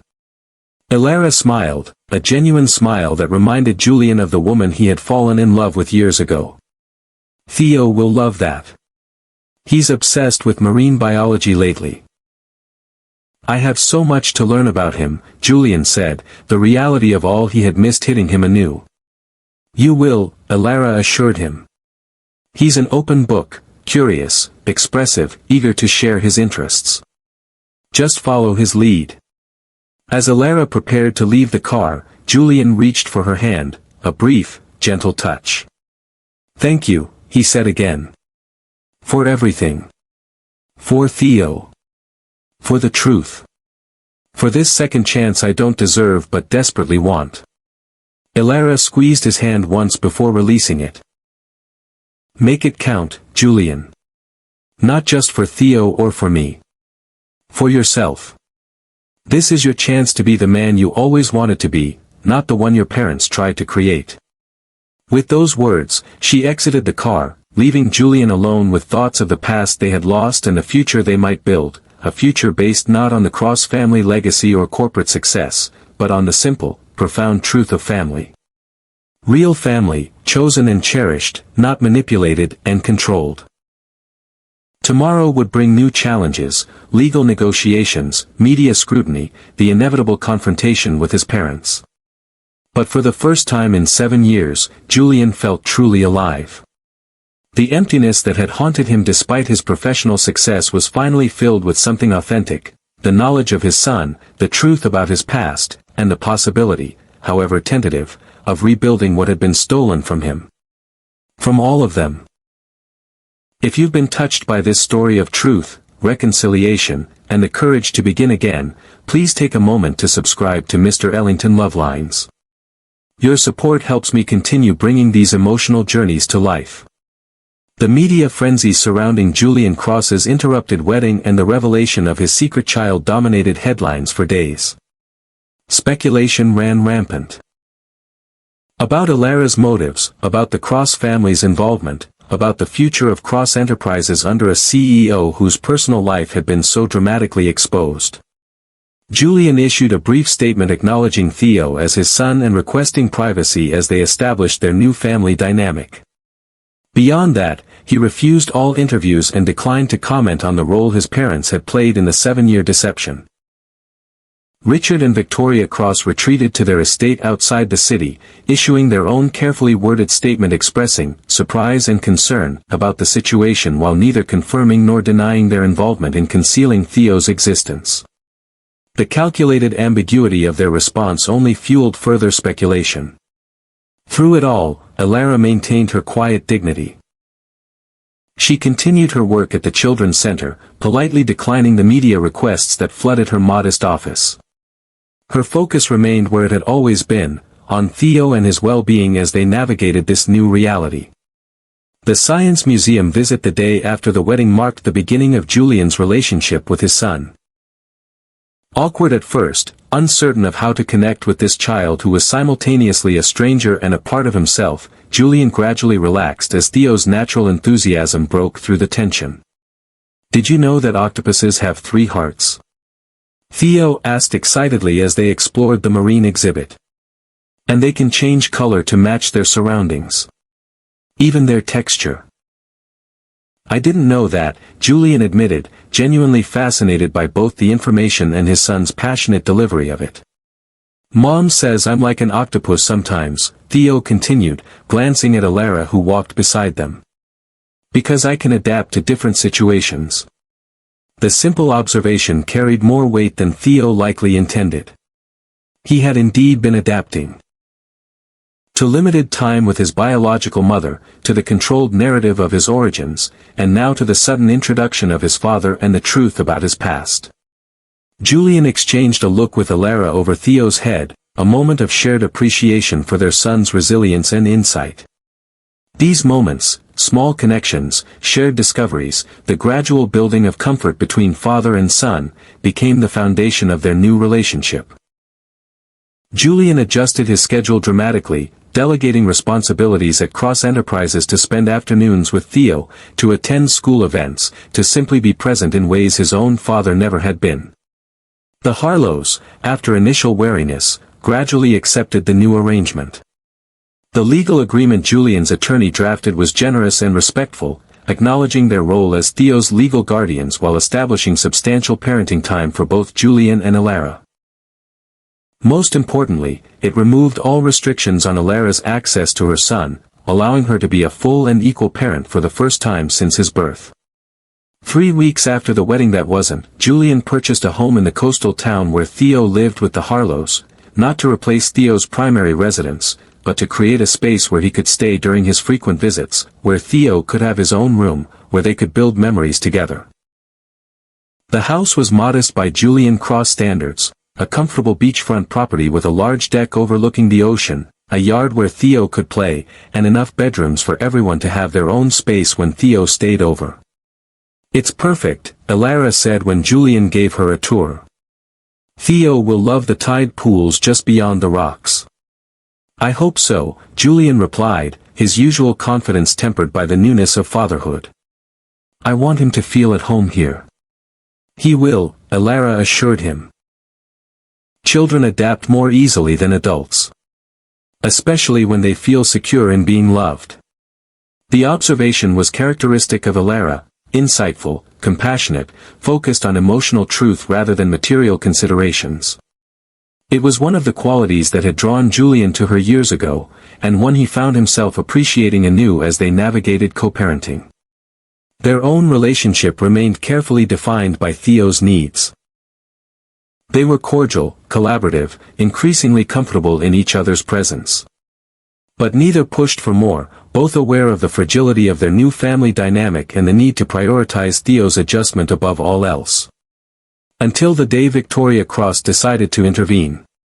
It happened during Theo's first overnight stay at Julian's new beach house. They had spent the day exploring tide pools, building an elaborate sand castle, and grilling dinner on the deck. Elara had joined them, the three of them sharing a meal as the sun set over the ocean, not quite a traditional family, but something uniquely their own. Theo had just gone to bed, excited about the room Julian had designed specifically for him, complete with a telescope for stargazing and bookshelves filled with marine biology texts. Julian and Elara sat on the deck, sharing a quiet moment as they discussed Theo's upcoming school science fair. The doorbell rang. Unexpected at 9 in the evening in this quiet community. Julian opened the door to find his mother standing on the threshold, impeccably dressed as always, her expression a practiced mask of maternal concern. "Julian," she said, as if her appearance were the most natural thing in the world. "We need to talk." He stared at her, momentarily speechless with shock and anger. In the weeks since the wedding, he had deliberately avoided contact with his parents, channeling his energy into building his relationship with Theo rather than confronting the architects of the deception that had separated them for 7 years. "How did you find this address?" he finally asked, not moving to invite her in. "Please," Victoria said dismissively. "Did you really think you could purchase property without our knowledge? The Cross family has interests throughout this region. What do you want?" Julian's voice was cold, controlled, the tone he used in hostile business negotiations. "To meet my grandson," Victoria said simply. "To explain certain realities to you. To help you understand the complexity of the situation you've created." Before Julian could respond, Elara appeared behind him, alerted by the tension in his voice. Her face paled when she saw Victoria Cross. The woman who had orchestrated her separation from her child, who had threatened and manipulated her at her most vulnerable. "Ms. Bennett," Victoria acknowledged with a slight nod. "I see you've wasted no time inserting yourself into my son's life. Again." "That's enough," Julian said sharply. "You have no right to speak to Elara that way. No right to be here at all." "I have every right," Victoria countered. "I am your mother. And Theo's grandmother, whether you acknowledge it or not. A grandmother who conspired to keep him from his parents for 7 years," Julian reminded her, his voice tight with controlled fury. Who lied to me, who coerced Elara, who treated a child like a problem to be managed rather than a person to be loved? Victoria sighed, as if Julian were being unreasonable. We did what was necessary at the time. For the family. For the company. For you, though you refuse to see it that way. Necessary. Elara spoke for the first time, her voice steady despite the emotion evident in her eyes. You threatened my career. You isolated me from Julian. You forced me to give up my child. How was any of that necessary? You were not suitable, Victoria said bluntly. Not as a partner for Julian, not as the mother of a crossheir. Your background, your career, your values, none of it aligned with the family's needs. The family's needs, Julian repeated, disgust evident in his tone. Not Theo's needs. Not mine. Not Elara's. Just the almighty Cross family legacy. Victoria's expression hardened. A legacy you've benefited from your entire life. A legacy that made you who you are today. No, Julian corrected her. Your manipulation made me who I was. Elara and Theo are helping me become who I should have been all along. The declaration hung in the air between them, a clear statement of where Julian's priorities now lay. Victoria studied him, reassessing her approach. Your father is dying, she said finally, her voice softer but no less calculated. The cancer has spread. The doctors give him months, at most. His final wish is to meet his grandson. To see the next generation of the Cross family. Julian felt the impact of this news, his father's mortality, the manipulation inherent in using it to gain access to Theo. He glanced at Elara, whose expression reflected her own complex reaction. If that's true, Julian said carefully, then I'm sorry for his illness. But it doesn't change what you did. It doesn't erase 7 years of lies. No one is asking for erasure, Victoria said reasonably. Just consideration. Compassion. The chance for Richard to meet his grandson before it's too late. Theo is asleep, Elara interjected. And this is not a decision to be made impulsively, especially not on your timetable, Mrs. Cross. Any relationship between Theo and his grandparents would need to be carefully considered, with his well-being as the priority. Victoria turned her attention fully to Elara, her gaze assessing. You've become quite the advocate, Ms. Bennet. Quite different from the frightened young woman who signed away her rights 7 years ago. I never signed away my love for my son, Elara replied evenly. Or my determination to protect him. Even from his own grandparents, if necessary. The two women regarded each other, Victoria with her wealth and power and decades of social manipulation, Elara with her quiet strength and 7 years of carefully contained pain. In that moment it was clear which of them truly understood what family meant. I think you should leave, Julian said to his mother. Any discussion about Theo's relationship with you and father will happen on our terms, not yours. And it will include the Harlows, who have been his legal guardians and deserve a voice in these decisions. Victoria's expression tightened at the mention of the Harlows, the couple who had been paid to raise her grandson, who had been part of the deception but were now, ironically, among Theo's most consistent protectors. This isn't over, Julian, she said as she turned to leave. The Cross family legacy extends beyond your current infatuation with playing house by the sea. Sooner or later, you'll remember who you are and what you owe to the family name. I know exactly who I am, Julian replied. For the first time in my life. I'm Theo's father. And that matters more than being Richard Cross's son ever did. After Victoria left, Julian and Elara stood in silence for a moment, processing the confrontation and its implications. Do you think she's telling the truth? Elara finally asked. About your father's illness? Julian sighed, running a hand through his hair. Probably. She wouldn't use something so easily disproven as leverage. But the timing, the approach, it's all calculated. Everything always is with her. What do you want to do? Elara asked, her voice gentle. About Theo meeting them? It was the question Julian had been avoiding since discovering his son's existence. His anger at his parents was absolute, a deep, justified rage at their manipulation and deception. But they were still Theo's biological grandparents. Still family, however dysfunctional. I don't know, he admitted. Part of me wants to keep Theo as far from them as possible. To protect him from their manipulation, their values, their view of the world where people are assets to be managed rather than individuals to be respected. And the other part? Elara prompted. The other part recognizes that they are his heritage. That despite everything, he has a right to know them, to form his own opinions. Julian looked at Elara, his expression troubled. What do you think? You've protected him from them for 7 years. You have more right than anyone to make this call. Elara considered the question carefully. I think that Theo is remarkably perceptive. That he sees people clearly, without the baggage we adults carry. That he might benefit from knowing his grandparents, as long as that relationship is carefully managed and his other relationships, with us, with the Harlows, remain secure.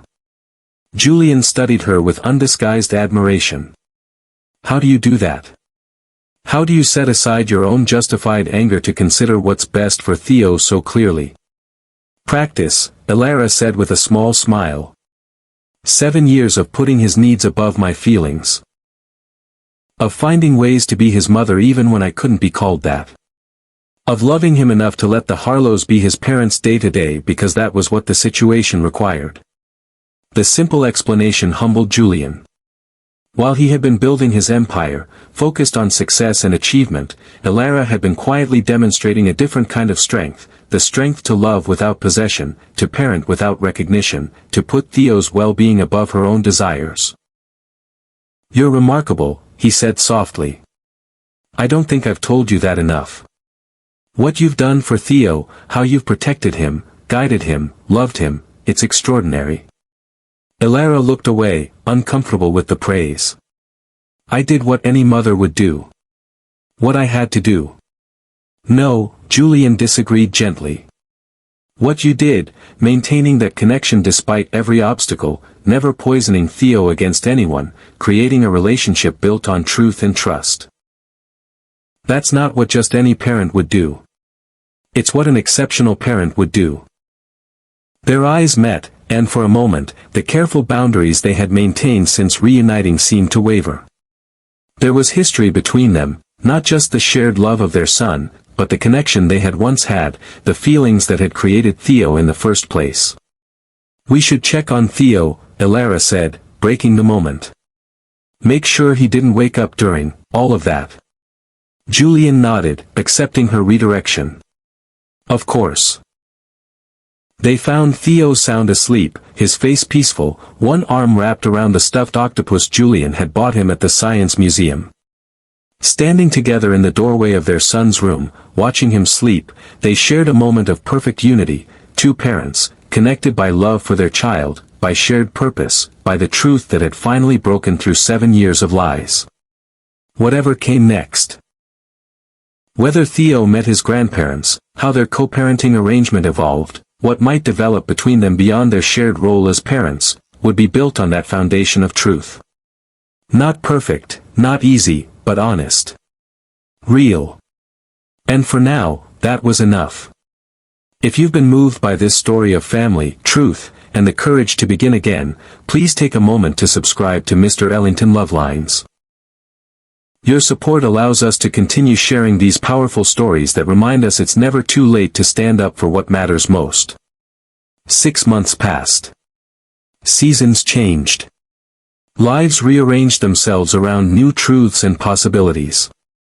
Julian divided his time between the city and the coastal town, restructuring Cross Enterprises to allow him to work remotely 3 days a week. The business press speculated about his shifting priorities, about the impact of fatherhood on his legendary focus and drive. What they couldn't understand, was that Julian hadn't lost his ambition. He had redirected it. Success now meant creating a life where his son knew he was valued above corporate achievements or family legacy. Where the mistakes of the past weren't repeated in a new generation. The custody arrangement evolved organically as trust grew between all parties. Theo spent weekdays with the Harlows, maintaining the stability of the home and school he had always known. Weekends alternated between Julian's beach house and Elara's cottage, with frequent overlap as they all became more comfortable with their unconventional family dynamic. Elara and Julian's relationship developed cautiously, built on their shared commitment to Theo rather than the intense connection they had once shared. They became friends again first. Co-parents who respected each other's strengths, who communicated openly, who presented a united front despite their separate lives. Richard Cross's health declined as Victoria had said. After careful consideration and many discussions with Theo, Julian arranged a brief, controlled meeting between his son and his parents. It took place at a neutral location, with both Elara and Julian present, boundaries clearly established beforehand. Richard, weakened by illness but still imposing, had studied his grandson with undisguised interest. "You have the Cross intelligence," he observed. "I can see it in your eyes." "Mom says I have her curiosity and Dad's problem-solving skills," Theo replied matter-of-factly, the casual use of "mom" and "dad" making it clear where his primary loyalties lay. Victoria had maintained her composure throughout the meeting, making appropriate grandmother comments about Theo's achievements and interests. But Julian recognized the calculation behind her pleasantries. She was already thinking ahead, planning how to incorporate this unexpected grandson into the Cross legacy despite the circumstances of his revelation. "He's not a Cross asset," Julian had told his mother privately after the meeting. "He's a child. My child. And he will never be used the way I was." Victoria had smiled thinly. "We'll see. Blood tells, Julian. Sooner or later, he'll want to know his heritage, his birthright. And when that time comes, the Cross family will be waiting." The threat, for that's what it was, beneath the veneer of grandmotherly interest, only strengthened Julian's resolve to protect Theo from the manipulation that had shaped his own life. Richard Cross died 3 weeks later. The funeral was a carefully orchestrated public event, business leaders, politicians, social elites all paying respects to the patriarch of one of the country's most powerful families. Julian attended with appropriate filial duty, but Theo did not. That decision, made jointly by Julian, Elara, and the Harlows, was the clearest statement yet of their shared priorities. Family was not defined by blood or legacy or public perception. Family was defined by love, by presence, by truth. As summer approached, bringing with it Theo's 8th birthday, Julian found himself reflecting on the extraordinary journey of the past 6 months. From the interrupted wedding to the new beach house, from awkward first conversations with his son to comfortable family dinners with Elara and occasionally the Harlows, his life had transformed in ways he could never have imagined. One evening, as he sat on the deck of his beach house watching the sunset, Elara joined him. She had brought Theo for his weekend stay and was preparing to leave, as was their usual arrangement. But tonight, something felt different. "Stay for dinner?" Julian asked, the invitation casual but his eyes conveying more. Elara hesitated, then nodded. "I'd like that." They sat in comfortable silence for a while, listening to the waves and the distant sound of Theo arranging his latest marine specimen collection in his room. "I've been thinking about my father's funeral," Julian said finally. "About legacy and what it really means." "And what have you concluded?" Elara asked, her voice gentle. "That my parents had it all wrong. They thought legacy was about power, about the Cross name continuing through generations. About accumulation and control." He turned to look at her directly. "But real legacy is about impact. About the values you pass on. About how you love."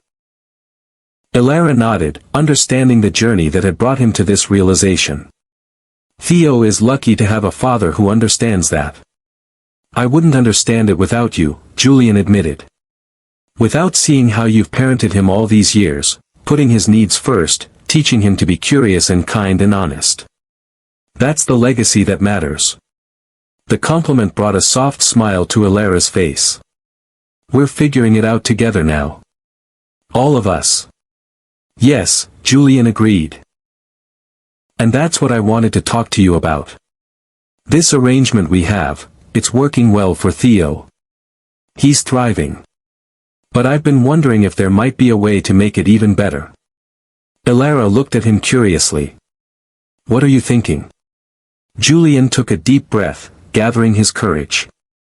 I'm thinking that Theo deserves to have his parents together as much as possible. Not just for scheduled visits or handoffs or special occasions. Together in a more permanent way. Julian, Elara said carefully, are you suggesting what I think you're suggesting? I'm not proposing marriage, he clarified quickly. Not yet. That would be premature given everything we're still working through. But I am proposing more. More time together. More honesty about what we both feel. More possibility. Elara was quiet for a long moment, considering his words. We've been so focused on Theo, she finally said. On being good co-parents. On creating stability for him. And we should continue to prioritize that, Julian agreed. But Theo isn't the only consideration. There's also us. What we once had. What we might have again, if we're brave enough to try.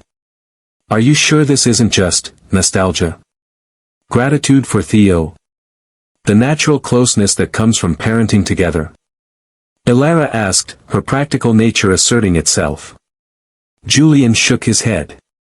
I've asked myself the same questions.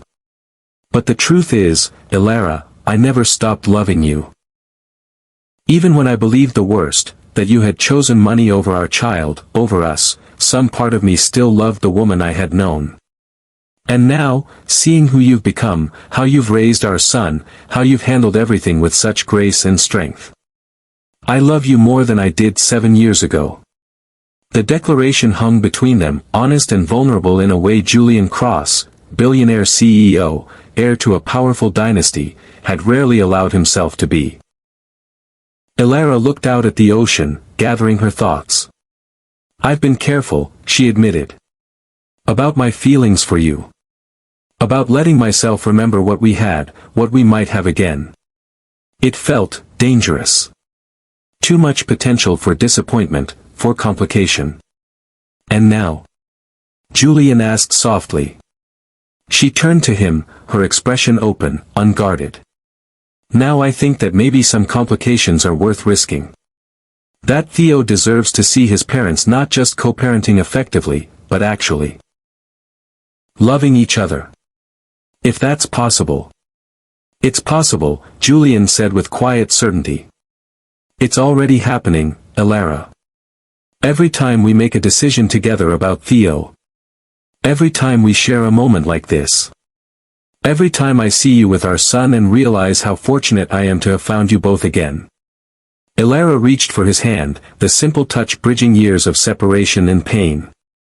We take it slowly, she said, not a question but a condition. We don't confuse Theo or disrupt the stability we've created.